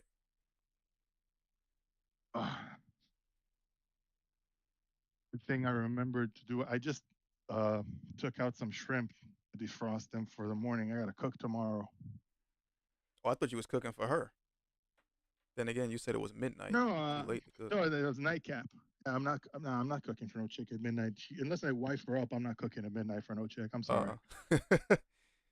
Like, bro, you gotta have some fucking standards. Yeah. But no, I'm actually there's this I have a nice shrimp recipe that my daughter likes. I'm cooking that tomorrow. Oh, okay. Yeah. So she stays with you. It's mutual custody. This Okay. weekend she's with me. She's with me like every Sunday, every Tuesday, and then it's every other weekend. Uh. Aside from that, but this particular Friday she went to sleep at a friend's house. She goes to like Cub Scouts, and while she was in Cub Scouts on this afternoon, one of her friends invited her for a sleepover, and I'm like, yeah, sure, what the hell? She's Okay. 9. It's a very important age to make friends. Yeah. Damn. We in like the same position because I got a son and um I get him every other weekend and then Wednesdays. Joey Franco. Is Shabbat Shalom a holiday? No, Shabbat Shalom is a greeting. Shabbat is the official like holy day of rest, but that's only if you're an observant Jew. Oh, okay. Because I'm seeing Israel on. Israeli like Go ahead. yeah, because it's the Sabbath, so people are greeting each other Shabbat Shalom. Oh, okay. Because I was Shabbat seeing. Shalom means in Hebrew may you have a peaceful Sabbath. Oh, okay. Yeah, I was seeing a bunch of like people. shalom is a word that has two interpretations in Hebrew, like two meanings, Uh. and those are dependent on context. Shalom could mean peace, but shalom could also mean hello. So it's context. Oh, okay. There are a lot of words like that uh, in Hebrew that have two meanings. Uh, there's a really funny word that is like double meaning. One of the meaning is dick, and the other meaning is to arm someone. Mm. It's all really fucking context and like really nuanced differences in like the spelling and shit, but it sounds the same. Hebrew is confusing. I was gonna say it just sounds like it's just confusing as hell. It's confusing and it's a pain in the tuchus. Lana with 8 Oh, I'm getting a thunderstorm here. That's nice. entertainment. Adds to the ambiance. Right. Let some candles. Light some candles. Henry Cavill. We are not. Henry Cavill is just absolutely the fucking best. Unless he Yeah. did something awful. Please don't have let him do something awful. I couldn't take it. I mean, he's trending. Please didn't like. I can't have Henry Cavill go down the Ezra Miller fucking rabbit hole. Yo, Ezra Like Miller my is heart. the worst. I gotta ask a question. All right, because I don't understand it. I get Marvel firing Jonathan Majors. I Mhm. get it. He should get fired. But how does Ezra Miller still have a fucking job? The only way I can uh make it make sense is that because they're rebooting the series, he doesn't have to be fired because technically he is fired because they're not going to bring him back as Flash. Like they They already got still rid of gave him him. his own fuck. But they still gave him his own fucking standalone movie That's after he choked the bitch in the middle of the restaurant. yeah, that's true. That's true. But I think in their eyes, they had already spent so much money on it. They were like, let's get some money back. I personally would have been like if they had started filming um whatever Marvel movie Kang was supposed to be in, I think we would have at least had that movie. Maybe. What would have actually been a better approach, like from a PR standpoint. What's that? Listen, The Flash was a fucking trash movie and was gonna bomb in the box office either way. You're gonna lose money. You're barely gonna make anything back, and it did fucking bomb in theaters. Yeah. Like Flash was a fucking bust. You know what you do? Like really basic PR. Hey, listen, our main star is a fucking asshole and he did some really atrocious shit. We don't want to platform him and give him a boost, a leg up on his career. We're censoring this movie and hopefully we'll have your support for our next fucking project. And you know what would happen? Opening night for the next DC movie would have been packed to the fucking tits. Yeah, definitely would have been.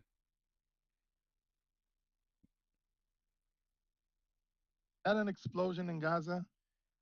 Uh I don't want to go to this girl. Gaza has taught me that a lot of people who claim to be human rights activists are only it looks like, but let me see. Let me do some actual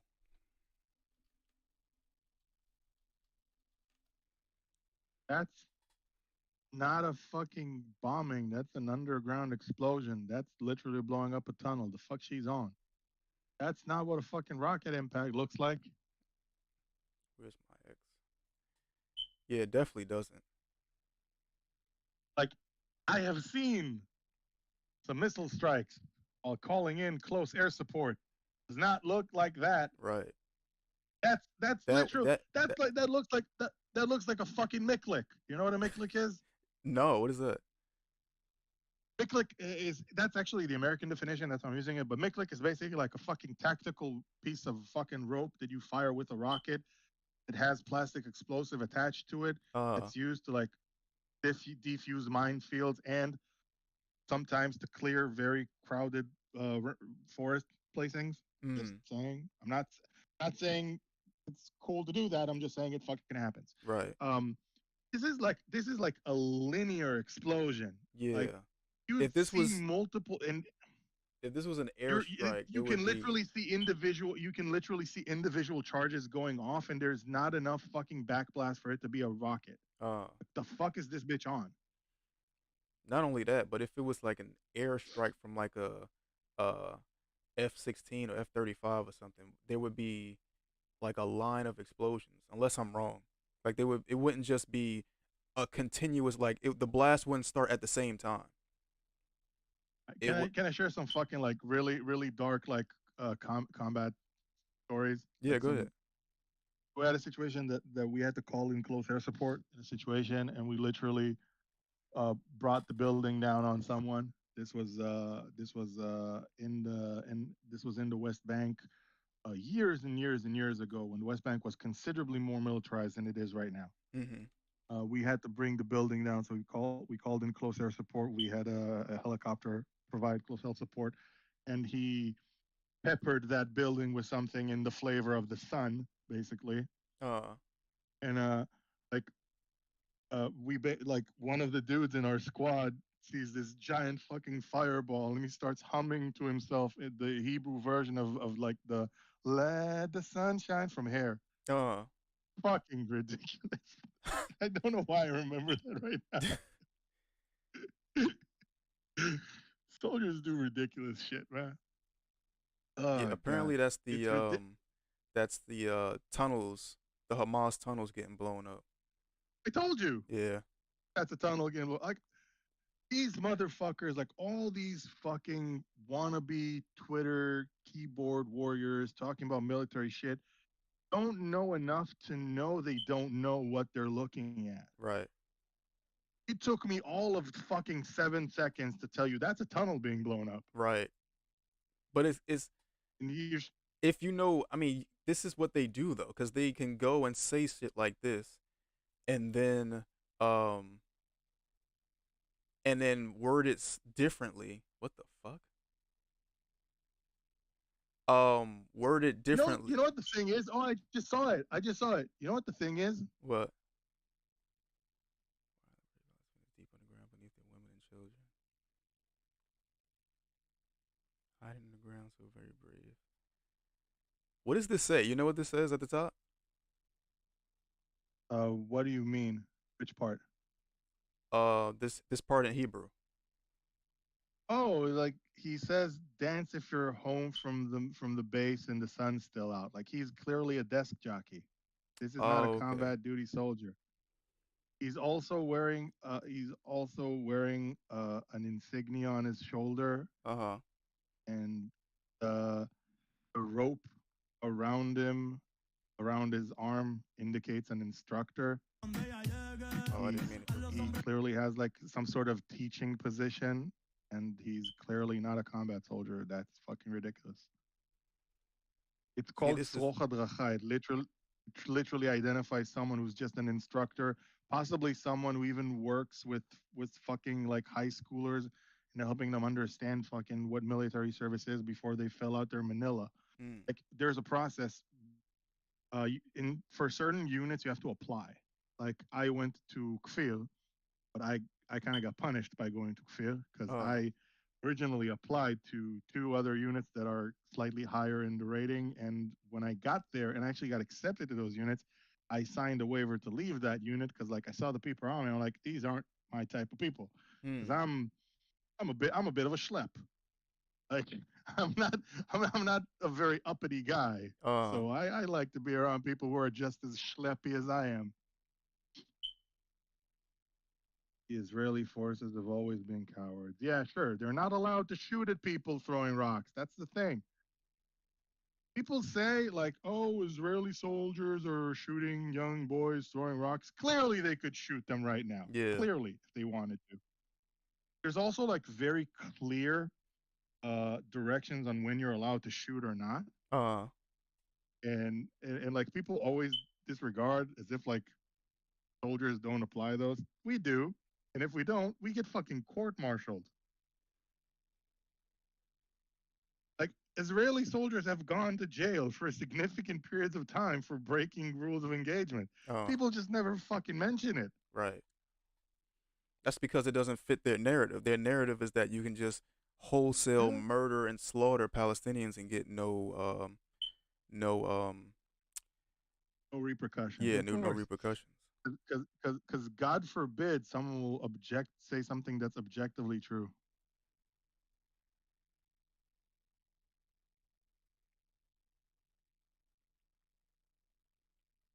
I don't even know That if I can chick, see this. what? This What you are we looking at here? it What the says hell? What is this? 23-year-old American peace activist was murdered by an Israeli soldier using a bulldozer in 2003 while trying to peacefully stop the demolition of Palestinian homes. Hey, yo, don't stand in front of the fucking bulldozer. How about that? You dumb bitch. I'm Like, so you curious how genuinely this have goes. zero authority here. In the time that I've been here, Hold on, I'm She nervous. wasn't murdered. She effectively fucking self-deleted using an IDF bulldozer. every few days. This is like, I don't know if they do it in Israel, Like, but in America they have like vegans and or like environmental yeah, I know. protesters, and they just sit in Yeah, front they of try like to stop, right, they sit in front of traffic and block cars and stuff like and that. they get run over too. Yeah. So here's my here's my thing about this.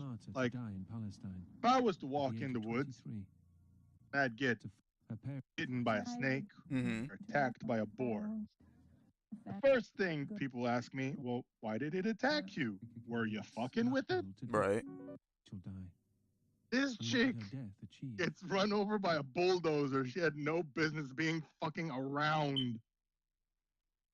Like, yo, fucking Kyle Rittenhouse drove to his dad's house in Kenosha, which is something people like to omit, and ran away from a fight and only shot people after a gun was pulled on him. And people are still calling him a fucking murderer. This chick flew halfway across the world to stand in front of an IDF bulldozer. Yeah. And that somehow that's okay. Fucking hell, God help me. Oh, fuck. But also, fucking Kyle Rittenhouse is an idiot, I have to say. Oh, did you see I don't care about the death of Palestinian children. Yes, I do care. I care very deeply.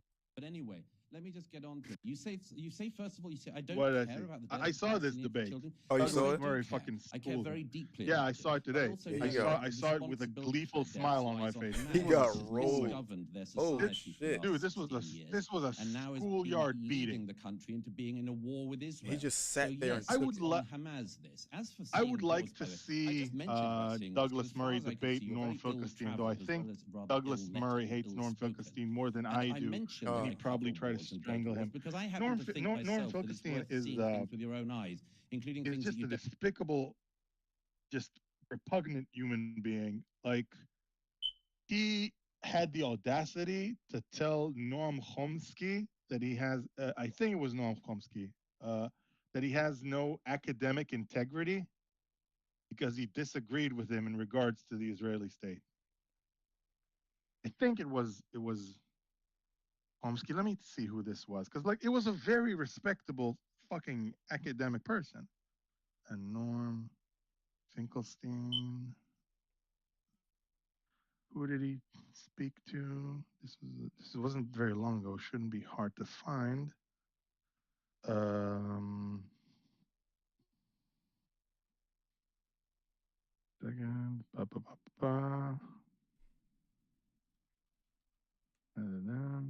Why? This popped up on my fucking offers like a million times, and now I can't find it. Fucking hell.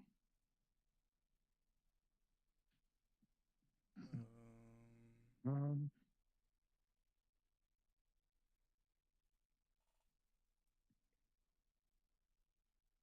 Base. Yeah.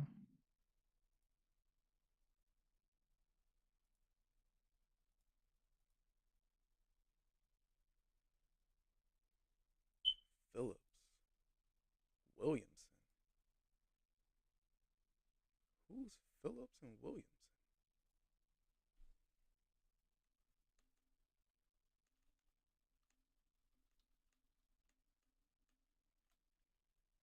Dean Phillips.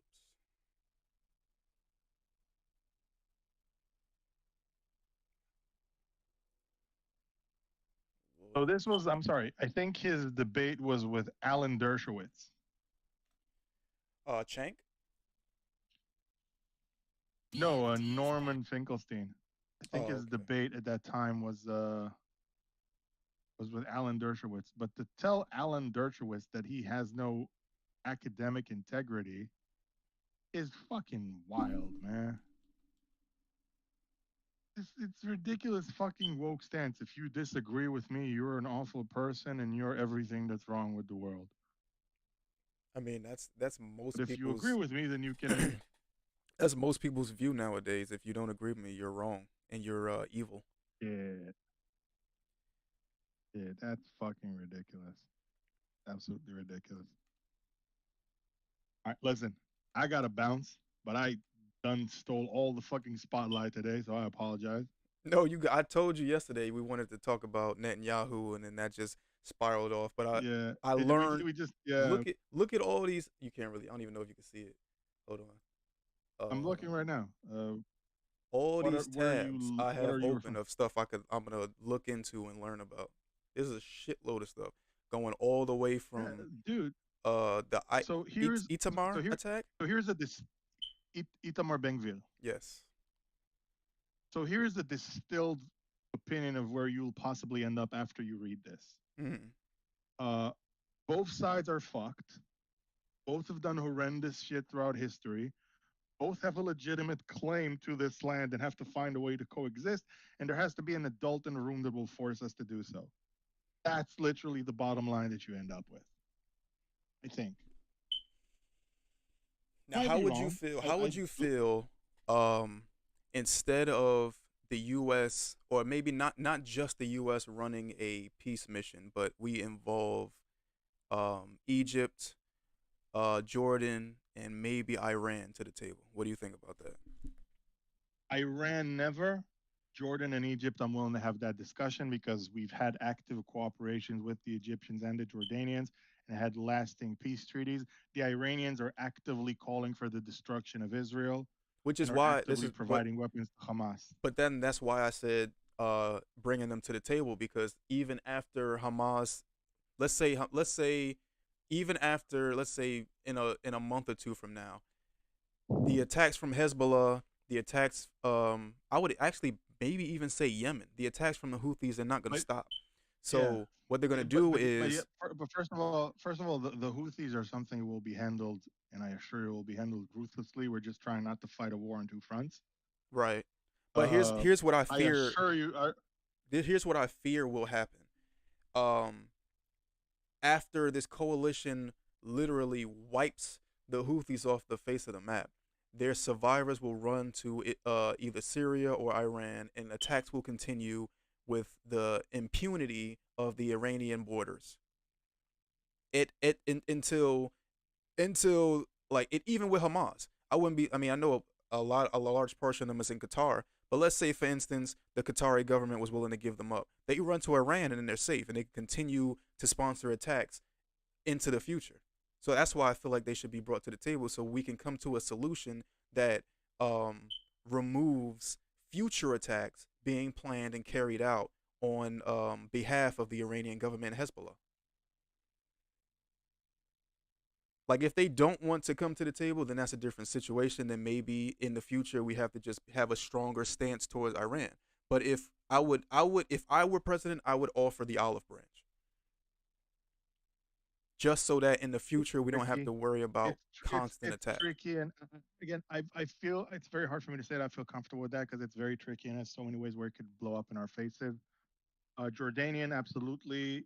Egyptians, absolutely. Hell, I'd bring in the fucking Germans and French. The Germans, shit, but like bringing in the Germans can be an adult in the room. Can you tell me a more respectable European country than Germany right now? No, not at all. But yeah, like I don't know what if you're looking for an adult in the room, the Germans are a good choice. Yeah, true. I just don't know what the appetite is in Germany to lead peace talks.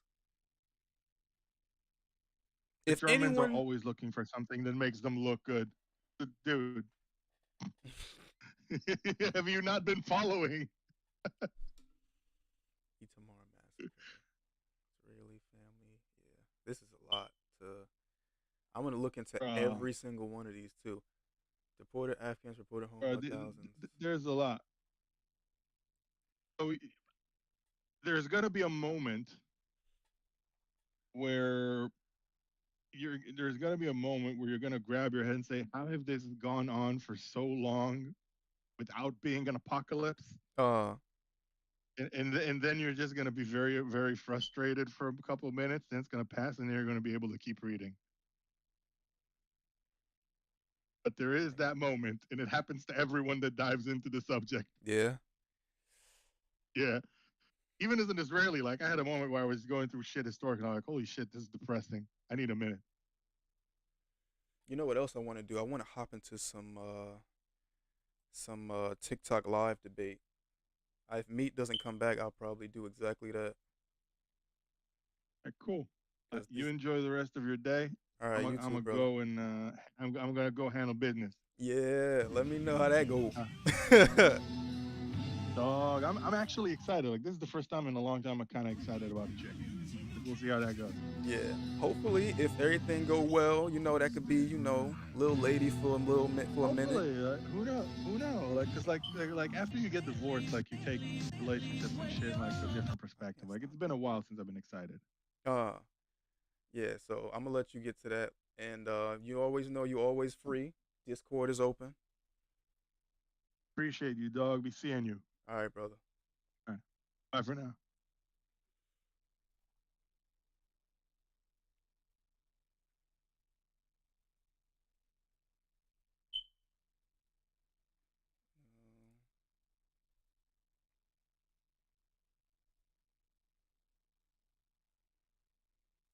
Agreements with the apartheid? Well, many people would say that the Palestinian Authority, the PA, are collaborators with, like many people would say that. Yeah. Right.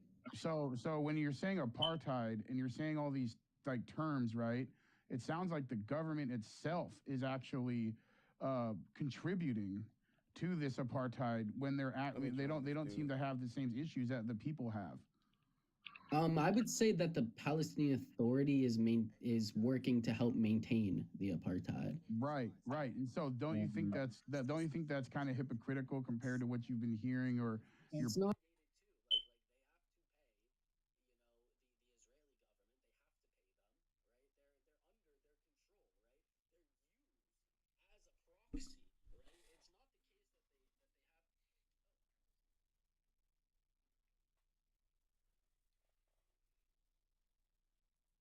Echo's Palestinian. He'll be able to describe things to you good. No, but yeah, that's cool. I'm just saying to the host before someone talks, like it sounds like this apartheid thing is a twist to this independence perspective. You know what? I'll come back another time. Let me do.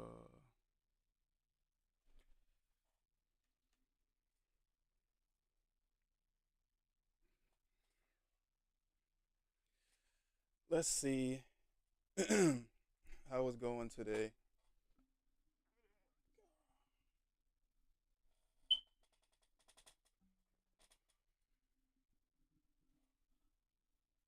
This shit nerve wracking, bruh. I swear I'm gonna get banned using this. One of these days I'm gonna get straight up banned. Like, bruh.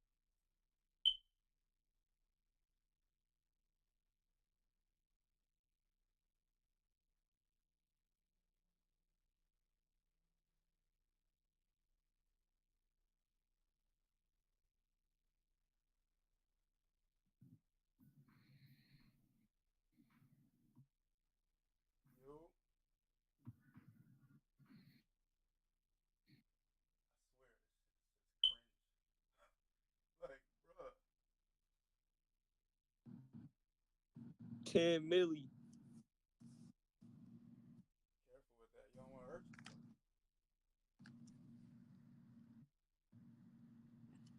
I don't think he got a Kimbo. Say something.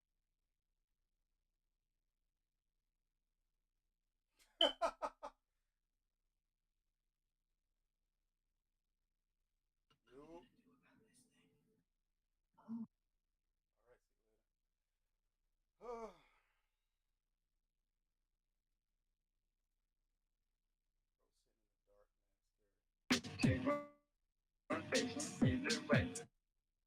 We're gonna jump you down to the ground with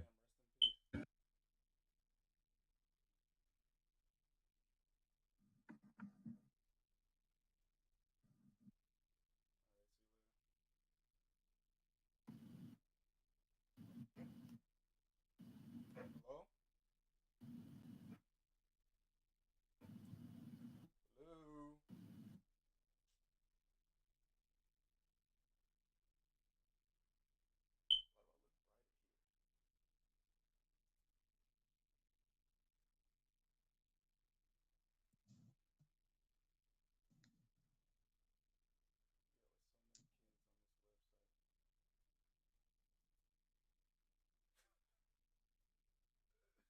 Hello?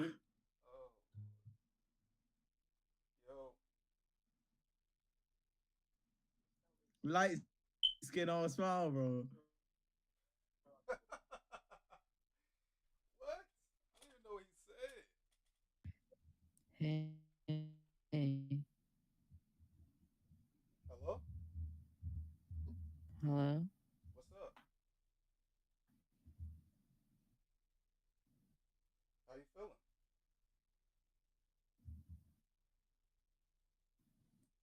Can you hear me?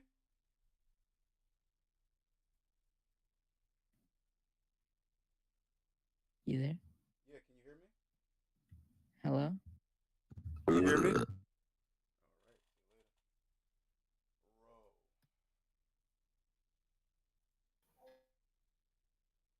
Oh my god, you look so cute.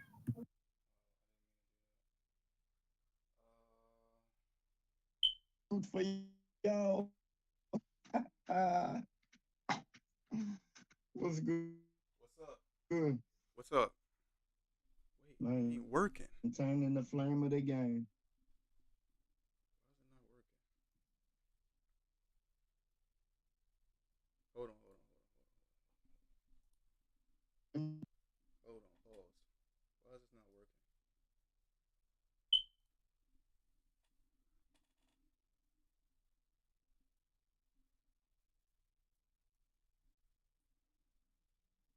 Okay.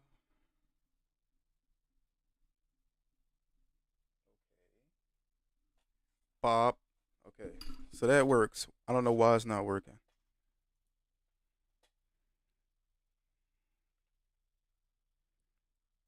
No, not the webcam.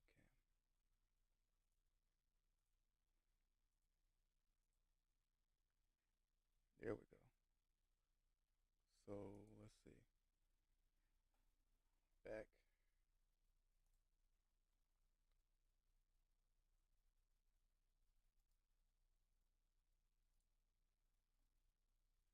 Bob. No, I'm not hearing nothing. Bob, Bob, Bob. No.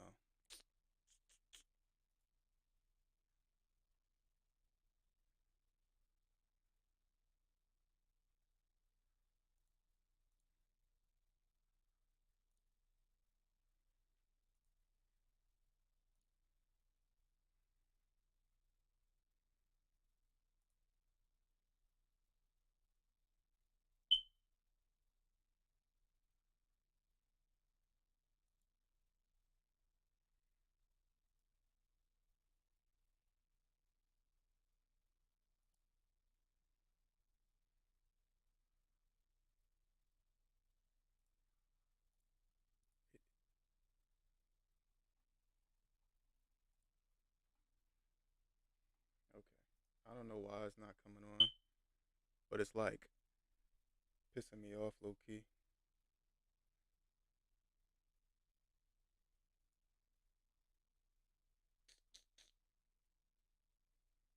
Here's what I'm gonna do.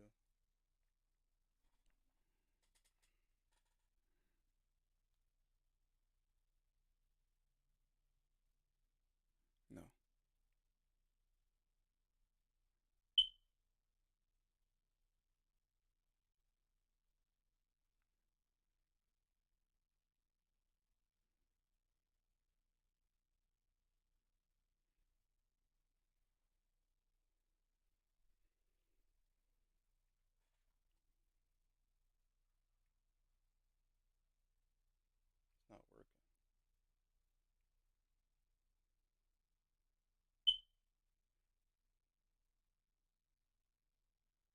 Yeah, I'll do this another time.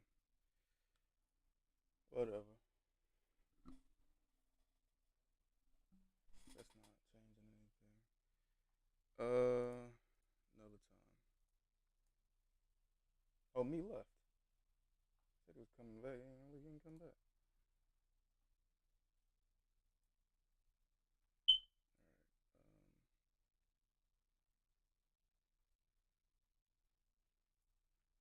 Where was I? I never got to finish this. The whole thing. Welcome back to Uncensored. Douglas Murray and Cenk Uygur are on bitterly opposing sides of a debate on Israel's war in Gaza. Millions have watched them passionately articulate their cases on this show, but never together. So tonight, on our final show of the year, we've invited these two big brains to debate the big outstanding questions on this conflict. How does the war end? Will Israel face repercussions for the scale of its response to October the 7th? Has it committed war crimes? What is the future, if any, for Hamas, for Gaza, and for the prospects of a true Palestinian state? Most importantly, how do we get to peace? Well, I'm now joined by the author of The War on the West, Douglas Murray, and by Young Turks founder and Democratic presidential challenger, Cenk Uygur. Welcome to both of you. So I've interviewed you both a lot in this war, but not together. And Cenk, I know you felt the other night when you were debating with other people, it didn't really get into a debate, and I think that's fair enough. And what I'd like to today really is to be almost a referee, if you like, between you two to articulate your views and to see if we can reach any points of consensus. So in that spirit, let me start with you, Douglas. I think you're back in Israel. Is that right? Yes, I'm in Israel tonight, yeah. Today it was a sea of other stories have come out in the last few days, which have been concerning, I think. For anyone who, like me, believes that Israel has not just a moral duty to defend itself, but has a fundamental right to do so after what happened on October the 7th. And I've said that clearly from the start. It's always been, for me, the issue of proportionality. And it seems that in the last few days, there have been a number of incidents which really question whether Israel is being precise, as it says it is, or indiscriminate. And I would cite the killing of the 3 hostages. I would cite the killing of the 2 women outside the Catholic Church. I would cite the President of the United States saying that they're using indiscriminate bombing, and so on. Do you, Douglas, notwithstanding your full throttle support of Israel, does anything that's been happening make you think Israel needs to execute this war differently? No, and I think that most of the people who think they know how to execute this war have never executed a war. Indeed, most people who think they know how the IDF should be running this conflict have never been near a conflict. I'm in Israel tonight. I was in Gaza again yesterday. And the examples that you give, by the way, Piers, I don't see why they show any need to prosecute the war itself differently. I mean, just to take one of them, the first example you give, the absolutely tragic, awful shooting of these 3 hostages as they were coming out. But, you know, some of the spin that's been put on that in the world, apart from the glee, of course, that Israel's enemies can't help expressing, some of the spin on that is almost as if it shows the IDF is sort of so brutal that it even kills Hamas hostages who are Israeli. I just think this is another example of the international media and others just having this astounding lack of empathy for the Israeli people.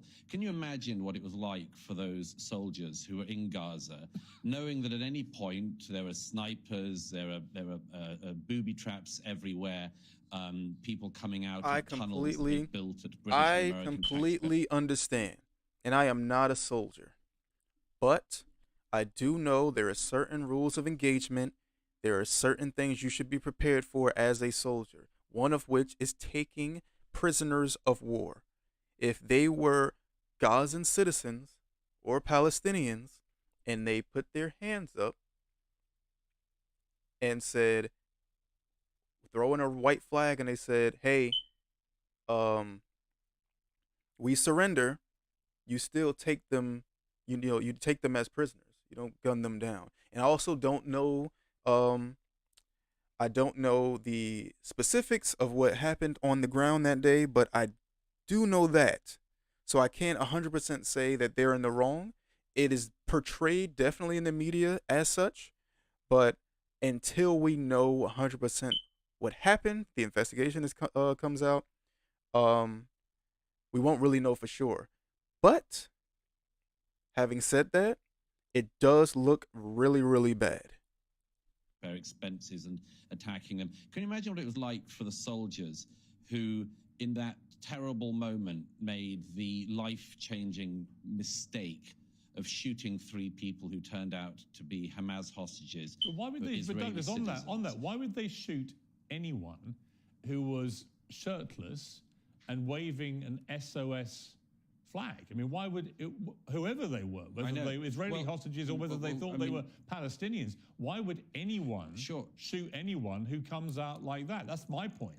That'll be a matter for the inquiry into it. But look, it's hardly as if they'd have wanted to have done that. What this demonstrates is, in this incredibly close conflict in a heavily built-up area, with people coming out from all sides, firing, shooting, detonating, people make mistakes. Of course they do. That's just a human reality of war, horrible as it is. I don't think it shows in any way that Israel is prosecuting this war wrongly. As for the main issue of the war is to destroy Hamas. No Israeli of left or right or center believes anymore after October the 7th they can live beside Hamas. Hamas has been given the statelet of Gaza. It was given it in 2006, voted in, then killed their fellow Palestinians in a coup, killed Fatah rivals, and they've run the Gaza for almost 18 years now. And they've produced a new generation of people whose main aim in life, it seems, according to their textbooks and their classes, is to regard Jews as enemies who should be killed.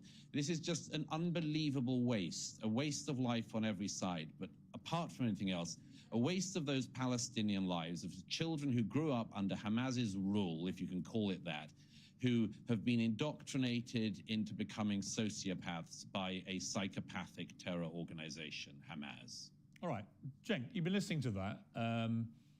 Is there anything that Douglas said that you agree with? No, nothing. Not even about the way Hamas has presided over Gaza in the last 18 years? Yeah.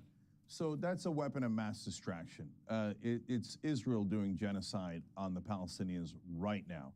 And there's IDF soldiers singing and in video that the IDF has confirmed about how they're going to wipe out the seed of Amalek. That is a verse in the old Hebrew Bible that talks about exterminating Amalek. So they're talking about genocide against Palestinians. Benjamin Netanyahu has also talked about wiping out Amalek. These are open calls for genocide. What I find stunning, Douglas mentioned stunning lack of empathy. There's 20,000 dead people in Palestine right now in Gaza. Over 8,000 of them are children. When 36 Israeli children were killed by Hamas, the world cried out, and I was brokenhearted over it. 36 poor kids dead in Israel. Now there's over 8,000 dead kids in Gaza. You want to talk about a stunning lack of empathy. 6,400 women slaughtered in Gaza. You want to talk about terrorism? They're dropping unguided bombs, 2,000-pound bombs. Every one of those bombs is an act of terrorism. And the stunning lack of empathy towards Palestinian lives is disgusting. But I want to be clear, it is not shared by all Israelis. The dad of one of the hostages who was killed went on Israeli television and said, "Stop killing them." And he didn't mean the hostages. He meant the Palestinians. All right, but Jake, let me just jump in. But before I go back to Douglas' response to this. Let me reply to that, Piers. Yeah, I will let you reply to that. On this issue of genocide, do you accept, though, that Hamas's whole raison d'etre when it comes to Israel is genocide? They want to eradicate Israel and kill as many Jews as they can. I mean, they've made no secret of this. Yeah, so this is really important. So I have no sympathy for Hamas. So I'm not interested in defending Hamas. I think that's nothing but a distraction. Because right now they're not fighting Hamas. They're just killing Palestinian civilians. Well, they're also killing Hamas terrorists. They are. I mean, they're killing thousands of them. Barely. No, wait a minute. Barely. But let's go to your main point, okay? So the main point is, well, Hamas threatens X, Y, and Z and has killed 1,200 people on October 7th. So that is why we have to all worry about what Hamas might do I in don't think regards it's to simple as trying to. that. Hold No, on, let me finish the point. It's Let something me they've finish actually the done. point. Let me finish the point. And what they might do if they had infinite power, the kind of power that Israel has. Meanwhile, Israel is actually doing the genocide, is actually preventing a Palestinian state and saying you are not allowed to exist, and if you dare try to exist, we'll kill 20,000 of your children and women. All right, Douglas, respond to that. Several things. First of all, anyone who uses the term genocide in this context simply doesn't know what they're talking about or is a malevolent actor. I don't know if Mr. Uyghur's traveled at all in his life, how far he's traveled, how many conflicts he's seen, but I'd have guessed none. And you clearly know nothing about this particular conflict, and you've obviously seen none of it. The genocide that you describe is such a smear and a libel against the Jewish state. If Israel wanted to commit genocide, I'm sure it could, but it doesn't. It doesn't remotely want to. And people like you and other pro-Palestinian propagandists have spent years claiming that Israel is committing genocide in the Gaza. By the way, the weirdest thing about this claim is that the population of the Gaza has grown by 1 million in the last 15 or so years. So if Israel was trying to carry out a genocide, it's either the worst perpetrator of genocide ever or uniquely poor at performing that task. None of the stats support that ridiculous claim. It's such a weird smear and a libel of Israel. Secondly, of course, you've just rattled off Hamas figures, as every one of your kind always does. Thirdly, you said that the world cried, you said that the people like you who cover for the Palestinian extremists. Thirdly, you said that the world cried out for the 36 Israeli dead children. No, they didn't, and you know that very well. You know that very well.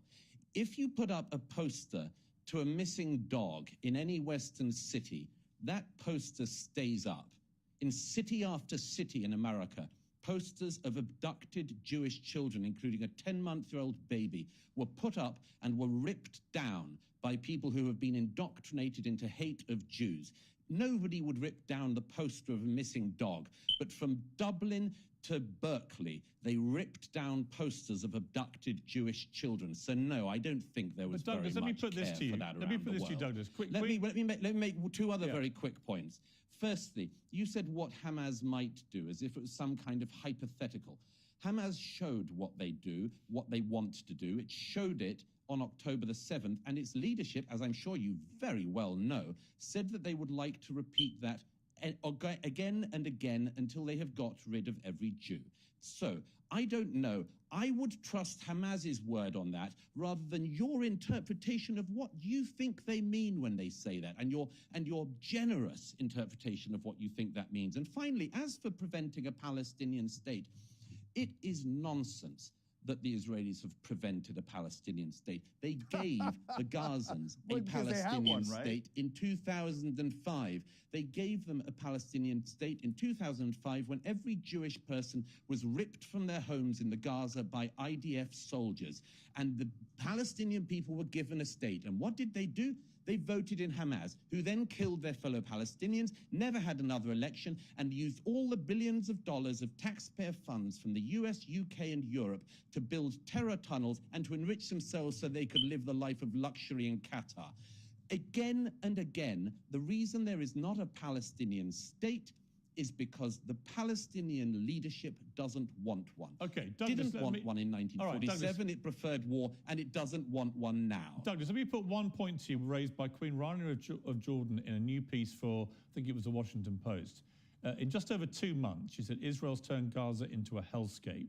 At least 8,000 children have died, more than the death tolls of Pearl Harbor, September the 11th, and Hurricane Katrina combined.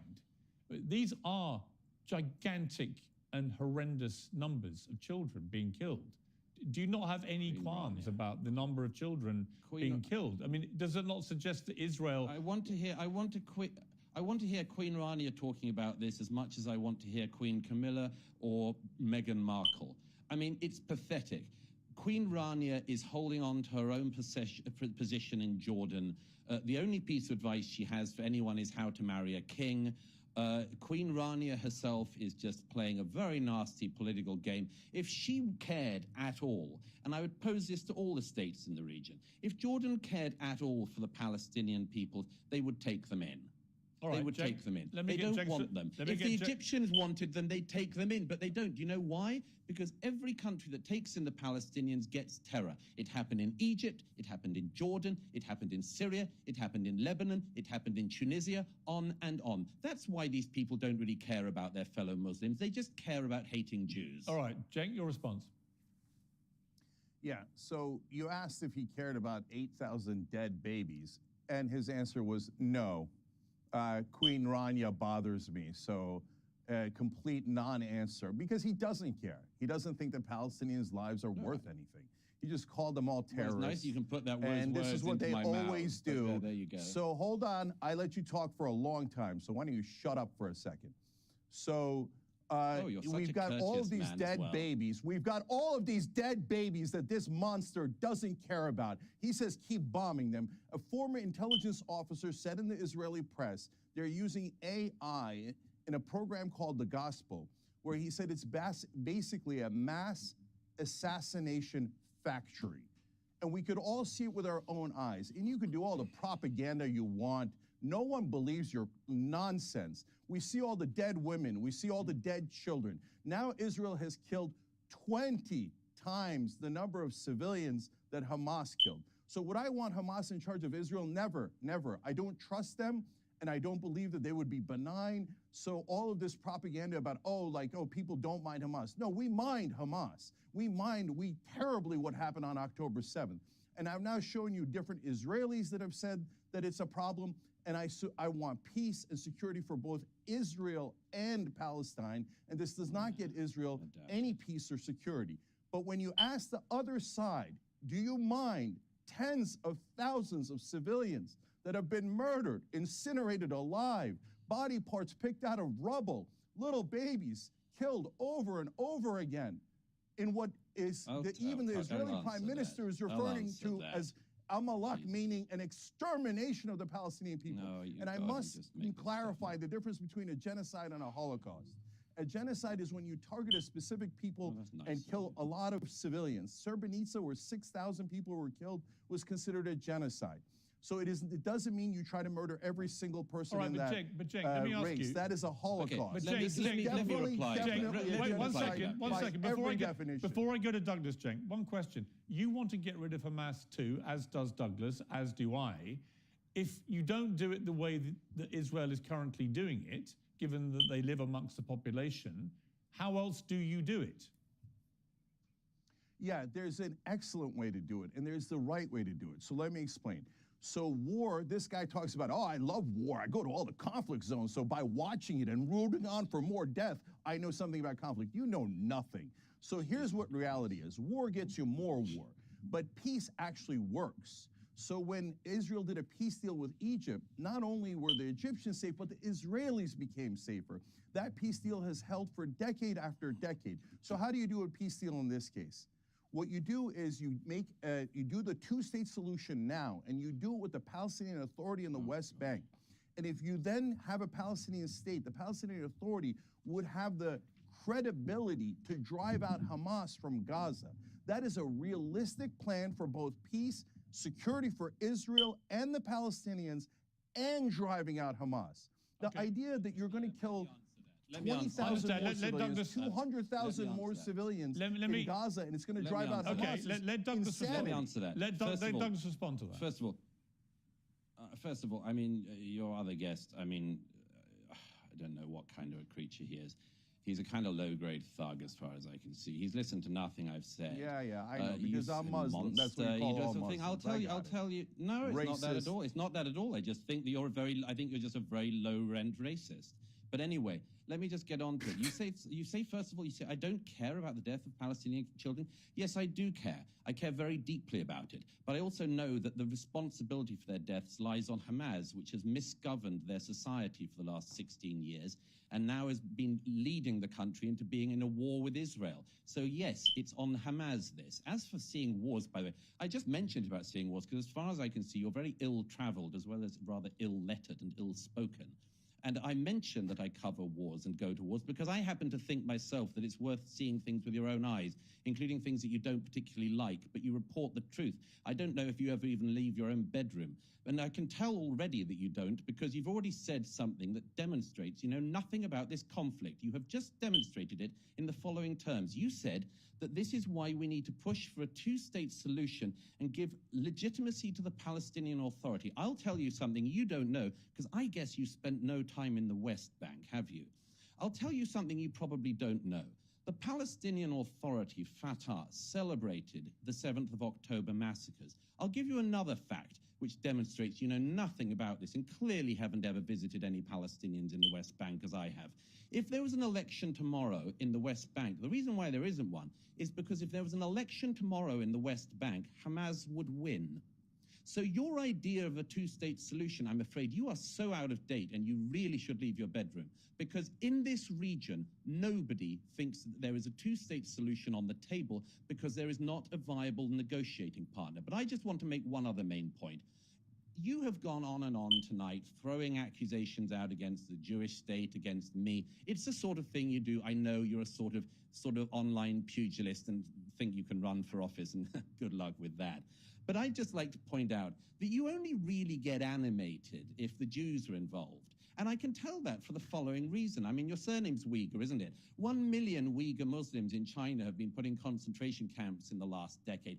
And people of your ilk never really care about that, do you? Because it's not the Jews doing it, it's the Chinese Communist Party. At the moment, 1 million people who are in Pakistan at the moment, who are your fellow Muslims and who happen to be Afghan, and I don't think you care about them, do you? 1 million Afghans are currently being forcibly deported from Pakistan to Afghanistan. You don't care about that. You're not riled up about that. You're not riled up about what the Janjaweed are currently doing in Sudan, where thousands and thousands of people are being attacked by the Islamist militia there. You don't care about any of that. You get exercised and you rile up what little base you have of malcontents because you're riled up when the Jews do anything. All right, it's Cenk. perfectly obvious. Okay. Cenk, your response. Yeah. Okay, first of all, my last name Rolled. we're named after the Uyghur Turks in China. And have we talked about that on the Young Turks? Spoken up then. Yes. Yes, we've talked about it endlessly, but you don't know that, and you don't watch the show. Shame you nobody just make watches things your up. show. So Nobody does watch your show. Yeah, well, okay. Again, you're interrupting me when I was kind enough to let you go on with your mad ramblings. So how nobody watches the show. We have 5 billion views a year. I don't know what piddling outfit you're on, or what little Substack or whatever the hell you write on.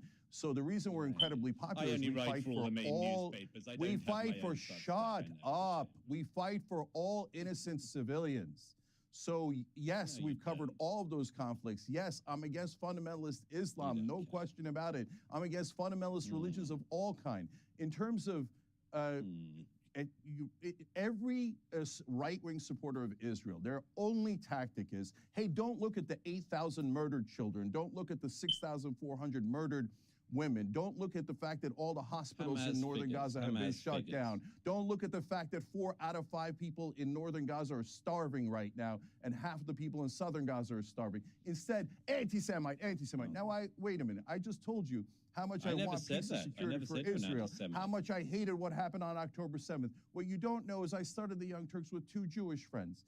And so the whole program is both Jews and Muslims. You know nothing. You know nothing. I have Jewish family and friends. Why in the world, God, as they go to Israel, I want them to be safe, okay? So I have shown empathy for all civilians throughout everything I have ever done. But all you have is hatred. Oh, he's an anti-Semite. Kill the Muslims. Kill the Palestinians. And once we kill them, by the way, we'll blame them for it. Israel had to murder all those babies in Palestine because Hamas made us do it. Then why are you listening to Hamas? Why are you letting Hamas drive your agenda? Well, you don't have to kill those civilians. It's a mass assassination factory. We are, 9 weeks into this war. Why did they cut it? 20,000 people, according to the Hamas-run health authority, but the numbers have not been questioned by other. All right, pause. I gotta go, people. I got a lot